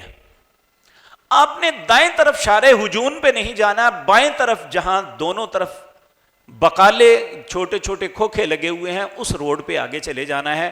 آگے بسوں کی ایک چین کھڑی ہوگی، آپ اس بس پہ بیٹھیں گے، وہ آپ کو مروا پہ جا کے اتار دے گی، یہ کوئی پیسہ نہیں لے گی. آپ اگر خیمے میں آئیں گے تو آپ کو واپس آنا، پھر وہاں سے اپنی سواری لے کے جانا، یہ بہت مشکل ہے. آپ کے لیے یہ آسان ہے کہ آپ وہاں سے سیدھے نکل جائیں. سیدھے نکل کے جو بائیں طرف دیوار آئے گی، دائیں طرف نہیں جانا، جو بائیں طرف سڑک جاتی ہے دونوں سیدھی جاتی ہیں، جو بائیں طرف ہے وہاں آگے جا کے آپ کو بسیں ملیں گی. آپ ان بسوں میں سوار ہو کے تو آپ مروا کے ٹرمینل پہ جا کے اتر آ جائیں گے. پھر وہاں سے جب آپ بیت اللہ کی طرف جائیں گے، اگر آپ کے ساتھ خاتون ہے تو آپ کو باب فتح سے اندر داخل کر دیا جائے گا. اگر آپ مرد ہیں تو آپ کو چکر لگا کے باب فہد سے اندر داخل کیا جائے گا، گیٹ نمبر 79 سے آپ کو پورا چکر لگانا پڑے گا. تو یہ آپ جتنی جلدی ممکن ہے جا کے طواف افاضہ کر لیں. طواف افاضہ کرنے کے بعد وہیں پہ اپنے بال کٹوائیں. بال کٹوانے کے بعد آپ اپنے بے شک کمرے میں عزیزیہ میں چلے جائیں اور وہاں جا کے نہا دھو کے کپڑے تبدیل کریں، کو 2 گھنٹے آرام کر کے شام سے پہلے آپ واپس مینا میں آ جائیں. آپ کی قربانی جس وقت بھی ہوگی وہ ہوتی رہے گی. انشاءاللہ یہ آپ کے اس دن کے کام مکمل ہو جائیں گے. آپ نے جمرہ عقبہ یعنی بڑے شیطان کو 7 کنکریاں بھی مار لی، پھر آپ نے طواف افاضہ بھی کر لیا. طواف افاضہ یہ دونوں طریقوں سے احرام کی حالت میں بھی ہو سکتا ہے، بغیر احرام کے پہلے حلال ہو کے اپنے کپڑوں میں بھی ہو سکتا ہے۔ اس میں پھر رمل نہیں کرنا آپ نے، نارملی آپ نے 7 چکر لگانے ہیں، صفا مروہ کی سعی کرنی ہے اور اس کے بعد ٹنڈ کروا لینی ہے۔ خواتین نے اپنے بال 1 پور کے برابر کاٹنے ہیں، پھر آپ جا کے آرام کریں، فریش ہو کے پھر وہاں سے ٹیکسی لے کے آپ اپنے خیمے میں چلے جائیں۔ لیکن یہ بات یاد رکھیں، آپ یہ لوکیشن معاملہ سیکھ کے جائیں کہ جس سے آپ وہ جہاں آپ کا خیمہ اس کی لوکیشن کا آپ کو علم ہو، وہ ٹیکسی والا پھر آپ کو اس مخرج پہ جا کے اتارے گا۔ اس کے اوپر منا کے اوپر 3 پل ہیں، ایک ہے کبری عبدالعزیز، ایک ہے کبری فیصل، ایک ہے کبری خالد۔ 4 پل ہیں جو منا کے اوپر سے گزرتے ہیں، کراس کرتے ہیں۔ انہی تینوں پلوں کے اوپر سے نیچے جایا جاتا ہے اور وہاں سے جا کے آپ کو پتہ ہونا چاہیے کہ میرا خیمہ کس پل کے قریب ہے۔ تو آپ ٹیکسی والے کو کہیں مجھے کبری عبدالعزیز جانا ہے تاکہ وہاں میرا خیمہ قریب ہے، یا کبری خالد جانا ہے وہاں پہ میرا خیمہ قریب ہے، آپ وہاں سے اپنے خیمے میں تشریف لے جائیں۔ یہ جو مشکل ترین مرحلہ ہے اللہ کی توفیق سے آج حل ہو گیا۔ اب 11 ذی الحج، ہاں اگر خدا نخواستہ کوئی بوڑھا ہے یا خدا نخواستہ کوئی تکلیف ہو گئی، وہ شخص اس دن طواف افاضہ کے لیے نہیں جا سکتا، پھر اس بندے نے احرام نہیں کھولنا۔ جو 10 ذی الحج کو طواف افاضہ کے لیے نہیں جا سکتا، اسے احرام نہیں کھولنا جب تک وہ 11 کو کرتا ہے، وہ 12 کو کرتا ہے، وہ 13 کو کرتا ہے یا بعد میں جا کے کرتا ہے، پھر وہ حالت احرام میں رہے گا، وہ مرد ہے یا عورت۔ اسی طرح بعض خواتین ان کی معذوری کے ایام ہو جاتے ہیں تو وہ طواف افاضہ پاکیزگی سے پہلے چھوڑ دیں، باقی سارے کام کریں۔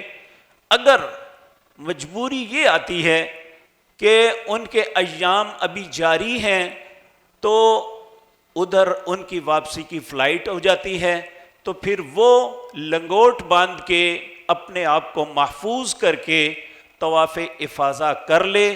اس پہ طواف وداع جو ہے وہ ساقط ہو جاتا ہے۔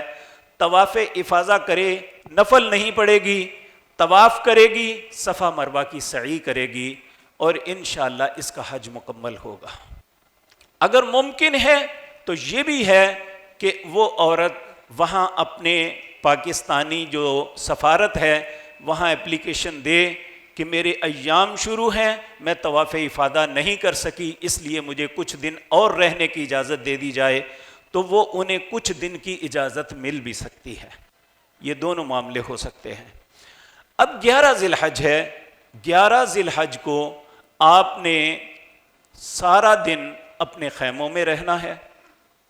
جو وقت آپ کے لیے مقرر ہو، کیونکہ یہ گرمی کے دن ہیں 2 سال سے وہ 12 بجے سے لے کر 4 بجے تک لاک ڈاؤن کر دیتے ہیں، کوئی بندہ اپنے خیمے سے باہر نہیں نکل سکتا، یا وہ 11 بجے سے پہلے۔ حالانکہ سنت طریقہ یہ ہے کہ سورج نصف النہار سے ڈھلنے سے لے کر غروب آفتاب تک یہ سنت وقت ہے کنکریاں مارنے کا، لیکن اس گرمی کی وجہ سے جو کہ 2024 میں بہت زیادہ اموات ہو گئی تھی، انہوں نے 12 بجے سے لے کر 4 بجے تک لاک ڈاؤن کر دیا۔ سارے کے سارے جتنے مکتب ہیں بند کر دیتے ہیں، تالے لگا دیتے ہیں، وہ یا 4 بجے سے بعد نکلیں یا 12 بجے سے پہلے نکلیں۔ تو ہم نے یہ ترکیب نکالی، ہم 11:30 پونے 12 بجے چلنا شروع ہو جاتے، تو پہنچتے پہنچتے زوال کا وقت ہو جاتا، زوال گزر جاتا، کنکریاں مار دیتے، جو نکل جاتے پھر انہیں نہیں پکڑتے تھے۔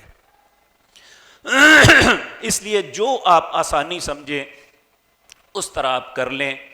تو سعودی علماء نے تو یہ بھی فتویٰ دیا ہے کہ 24 گھنٹوں میں کسی بھی وقت جا کے جمرات کو کنکریاں ماری جا سکتی ہیں، لیکن بحیثیت رسول اللہ کے امتی ہونے کے ہمیں کوشش کرنی چاہیے ہم ان اوقات میں وہ اعمال کریں جو اوقات رسول اللہ نے متعین فرمائے ہیں۔ تو 11 ذی الحج کو آپ کنکریوں کے لیے جائیں گے، 21 کنکریاں آپ نے مارنی ہیں۔ 7 کنکریاں پہلے جمرے کو، جو جمرہ یمنا ہے، اسے مارنی ہے۔ اور یہ یاد رکھیں کہ بڑے بڑے پتھر مارنے، جوتی اتار کے جوتی مارنی، یہ غلب ہے۔ وہ چھوٹی کنکریاں یہ ضروری نہیں اسے لگے، آپ نے اللہ اکبر اللہ اکبر پھینکنی ہے۔ اور یہ بھی بات یاد رکھیں، عموماً ہمارا تصور یہ ہم شیطان کو مار رہے ہیں، نہیں، یہ اللہ نے شیطان کی ذلت کا سامان کیا ہوا ہے، کیونکہ یہاں پہ انہوں نے سیدنا ابراہیم کو، ان کے بیٹے کو، ان کی بیوی کو بہکایا تھا، اس لیے اللہ نے اسے عبادت سمجھ کے کرے۔ نبی کریم صلی اللہ علیہ وسلم جمرہ یمنا کو 7 کنکریاں ماری، پھر آپ پیچھے ہٹے۔ آپ یاد رکھیں کہ یہ دیوار بنی ہوئی ہے، اس کے دائیں طرف آپ نے جا کے نہیں مارنی، بائیں طرف آ کے پھر اس طرف منہ کر کے مارنی ہے۔ کچھ لوگ سمجھتے ہیں ادھر رش نہیں ہے، ادھر جا کے مارنا شروع کر دیتے ہیں، یہ سنت نہیں ہے۔ سنت یہ ہے کہ آپ نے بائیں طرف جانا ہے اور ایسے پلٹ کے اس طرف اسے کنکریاں مارنی ہیں۔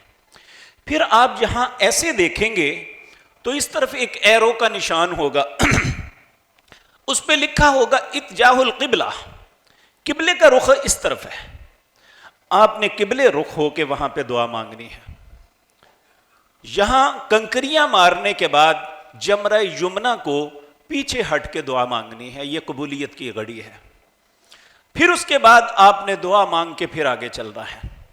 پھر جمرہ وسطیٰ کو 7 کنکریاں مارنی ہے، اسے کنکریاں مار کے پھر پیچھے ہٹنا ہے، وہاں بھی ایک ایرو کا نشان ہوگا، تو آپ اس نشان کی جانب رخ کر کے دعا مانگنی ہے، یعنی وہ قبلہ کا رخ ہے۔ پھر اس کے بعد دعا مانگنے کے بعد آپ تیسرے جمرے کے پاس جانا ہے، اسے 7 کنکریاں مارنی ہیں، پھر وہاں ہٹ کے دعا نہیں کرنی بلکہ پلٹ کے آپ نے اپنے خیمے میں تشریف لے آنی ہے۔ یہ 11 ذی الحج کا قائم ہے۔ اگر کوئی بھی شخص، عورت ہے یا مرد، اپنی کسی مجبوری سے کنکریاں مارنے کے لیے نہیں جا سکتا تو وہ اپنی جگہ دوسرے کو مقرر کر سکتا ہے کہ بھائی آپ اپنی کنکریوں کے لیے جا رہے ہیں، یہ میری بھی مار دینا، تو اس میں کوئی حرج والی بات نہیں ہے۔ تو وہ پہلے اپنی 7 کنکریاں مارے گا، پھر جس شخص کا وکیل بنا ہے اس کی 7 مارے گا۔ بے شک وہ 10 لوگوں کا وکیل بن جائے پھر بھی کوئی بات نہیں، وہ 10 لوگوں کی مار سکتا ہے، یہ بات ذہن میں رکھیں۔ تو پھر اسی طرح 12 ذی الحج کو بھی آپ نے کنکریاں مارنی ہیں۔ 12 ذی الحج کو اللہ رب العزت نے فرمایا فَمَن تَعَجَّلَ فِي يَوْمَيْنِ فَلَا إِثْمَ عَلَيْهِ، جو 2 دن کے بعد جلدی کرتے ہوئے آ جاتا ہے اس پہ کوئی گناہ نہیں، اس کا حج مکمل ہے۔ 12 ذی الحج کو آپ کنکریاں مار کے اگر مغرب کی اذان ہونے سے پہلے مینا سے نکل جاتے ہیں تو آپ کا حج مکمل ہے۔ اگر آپ ابھی مینا میں ہیں اور اذان کی آواز آ گئی تو پھر آپ نہیں نکل سکتے، آپ 13 ذی الحج کو کنکریاں مار کے پھر نکلیں گے، یہ بات سمجھ لیں۔ تو 12 ذی الحج کو آپ یاد رکھیں، اگر آپ کسی ساتھی کو اپنا سامان دے کے بھیج دیتے ہیں جو کنکریاں نہیں مار سکتا، اسے اپنے کمرے میں بھیج دیں، اور یہاں پہ کنکریاں مار کے واپس اپنے خیمے میں نہ آئیں، وہیں سے آپ نکل جائیں۔ وہاں کنکریاں مار کے جب آپ بائیں طرف ہوں گے تو وہاں مسجد خیف ہے، مسجد خیف کے ساتھ آپ سیڑھیاں چڑھ کے اوپر چڑھیں گے، وہ کبری خالد کا ایک وہ نفق آئے گی، نفق کہتے ہیں سرنگ کو، وہ سرنگ کے آپ کراس کر کے جائیں گے تو دوسری طرف آپ عزیزیہ میں نکل جائیں گے۔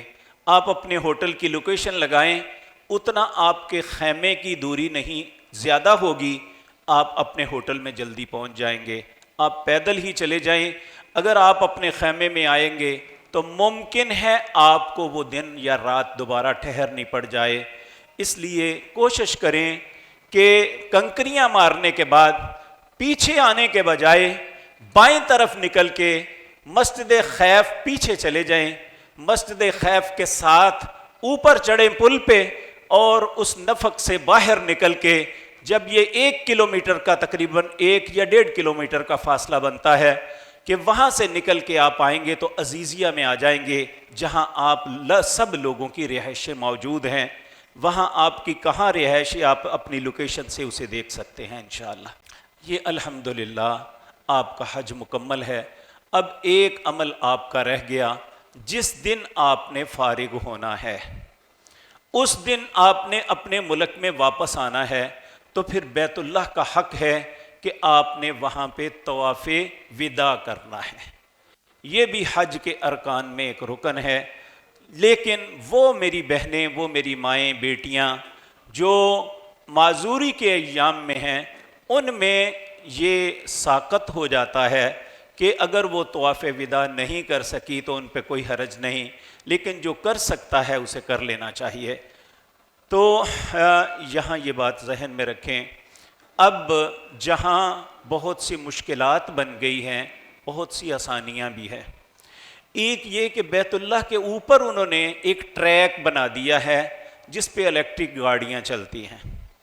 اگر کوئی آدمی پیدل چل کے طواف نہیں کر سکتا تو ان گاڑیوں پہ بیٹھ کے جا کے کر لے۔ وہ غالباً عام حالات میں فی سواری 25 ریال لیتے ہیں، حج کے دنوں میں کچھ زیادہ لے لیں گے، تو وہاں اس پہ طواف کر سکتا ہے۔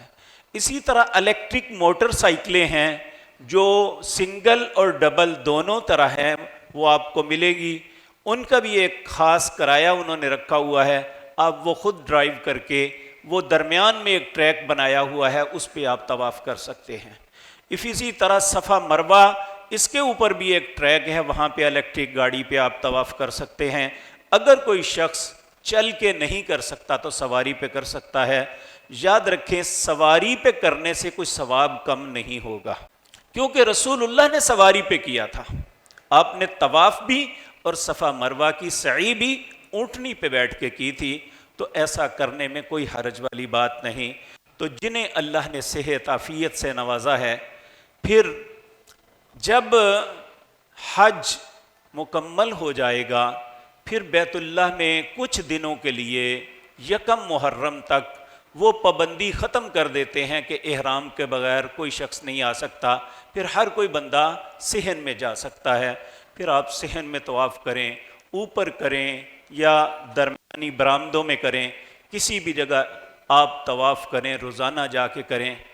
کچھ لوگ بار بار جا کے سید عائشہ طیبہ طاہرہ، ان کے نام پہ ایک مسجد ہے، وہ مسجد عائشہ سے احرام باندھ کے آتے ہیں اور طواف عمرہ کرتے ہیں، جبکہ یہ بات ذہن میں رکھیں یہ ایک مجبوری کے تحت عمرہ کیا گیا تھا۔ حضرت عائشہ کے نام سے یہ اس لیے مسجد بنائی کہ جب نبی کریم کے ساتھ اماں جان حج کے لیے تشریف لائی تھی، تو اس وقت آپ جب پہنچی تو آپ کو معذوری کے ایام شروع ہو گئے، ابھی آپ پاک نہیں ہوئی تھی کہ حج کے دن شروع ہو گئے۔ حج کیا تو جس دن 14 ذی الحج تھی، نبی کریم نے سب اپنی ازواج کو جا کے کہا کہ آج ہم کوچ کر کے جا رہے ہیں۔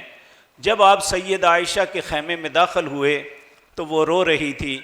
آپ نے پوچھا عائشہ تمہیں کیا ہوا؟ کہا سب لوگ حج اور عمرہ دونوں لے کے جا رہے ہیں، میں صرف حج لے کے جا رہی ہوں۔ آپ نے فرمایا کیا مسئلہ ہے، صاف بات کرو۔ انہوں نے اپنی بات بتائی کہ جب میں آئی تھی تو معذوری کے ایام شروع ہو چکے تھے، میں عمرہ نہیں کر سکی۔ تو پھر آپ نے حضرت عبد الرحمن جو حضرت عائشہ کے بھائی تھے انہیں کہا کہ اپنی بہن کو ساتھ لے جاؤ تنعیم پہ، اس جگہ کو تنعیم کہتے ہیں، تنعیم پہ لے جاؤ، انہیں احرام بندوا کے لاؤ، انہیں عمرہ کروا دو تاکہ یہ حج اور عمرہ ان کا مکمل ہو جائے۔ وہ نامکمل ہونے کی وجہ سے یہ کروایا گیا تھا، نہ کہ نفلی تو عمرے وہاں سے کیے جاتے تھے۔ میں زندگی میں سب سے پہلے اللہ نے مجھے توفیق دی، میں 91 میں حج کیا تھا پہلا۔ اس وقت مسجد عائشہ میں جا کے عمرہ کرنے والوں کو بہت برا سمجھا جاتا تھا کہ یہ کیا کر رہے ہیں لوگ۔ لیکن آہستہ آہستہ چونکہ وہ ٹیکسیوں والوں کا بڑی دیہڑی بنتی ہے، ہر چیز اس وقت بھی ہر جگہ کا 1 ریال یا نصف ریال کرایہ ہوتا تھا یہ جو ٹرانسپورٹ چلتی تھی، لیکن تنعیم پہ جانے کا کرایہ 8 ریال ہوا کرتا تھا۔ تو یہ ایک عجیب بات کہ وہاں کے لوگوں نے آوازیں دے دے کے لوگوں کو اس جانب مائل کر لیا، چھوٹا عمرہ بڑا عمرہ، چھوٹا عمرہ بڑا عمرہ، بڑا عمرہ وہ جرانہ پہ جا کے کرتے، چھوٹا عمرہ یہاں سے۔ اگر آپ بالفرض اس کے علاوہ ایکسٹرا عمرہ کرنا چاہتے ہیں تو پھر آپ میقات پہ جائیں۔ 3 میقات ہے جہاں پہ آپ جا سکتے ہیں۔ آپ جوفا جا سکتے ہیں، بھائی جان یہ میقات لائیں ذرا،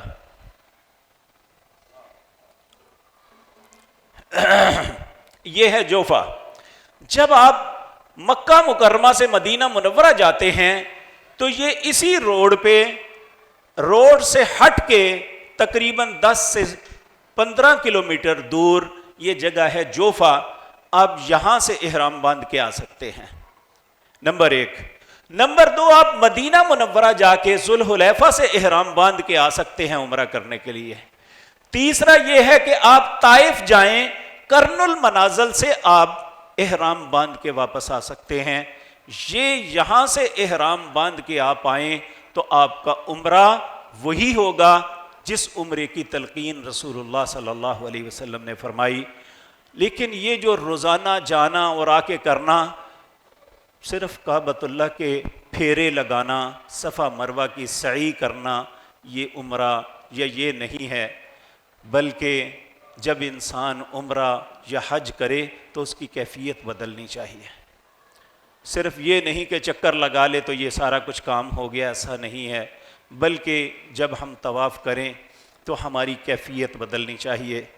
چند سال پہلے کی بات ہے، میں وہاں عمرے پہ ہی تھا، تو میرے گجرانوالہ کے ہی 2 ساتھی تھے، صنعت کار ہیں، آپ آج بھی الحمدللہ زندہ ہیں، اللہ انہیں سلامت رکھے۔ مجھے کہنے لگے، اسد ایک بات پوچھنی ہے یار، یہ لوگوں کو روتے ہوئے گڑ گڑاتے ہوئے سارا کچھ دیکھتے ہیں، ہمیں رونا کیوں نہیں آتا؟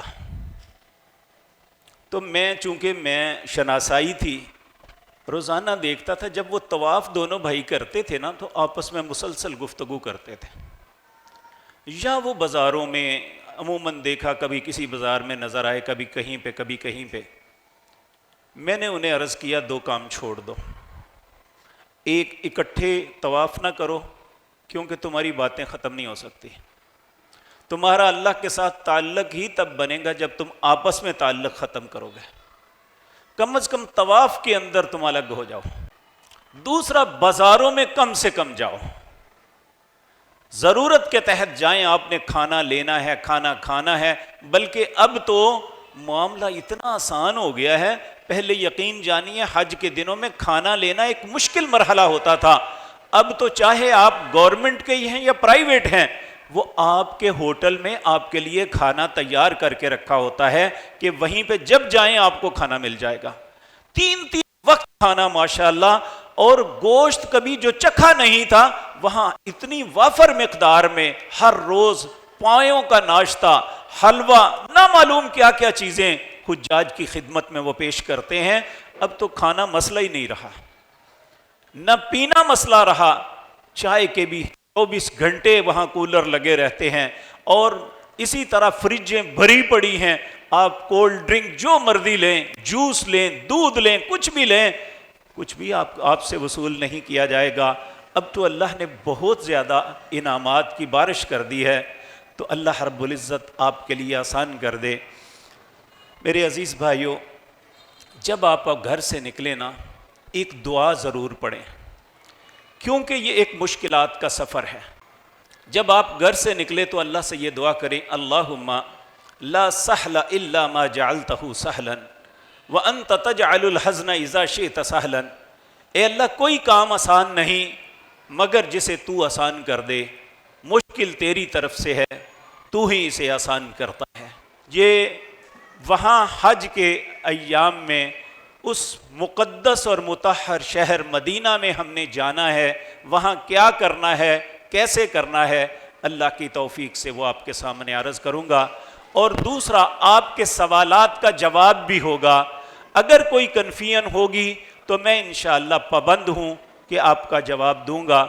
اگر کوئی کسی معاملے میں تجسس ہے تو وہ بھی آپ کو انشاءاللہ قلم کاغذ دیں گے بچے، آپ سوال لکھ کے بھیجیں، میں انشاءاللہ ان کا جواب دینے کی کوشش کروں گا۔ اللہ آپ سب کے لیے آسانیاں پیدا فرمائے۔ اقول قولی ھذا واستغفر اللہ۔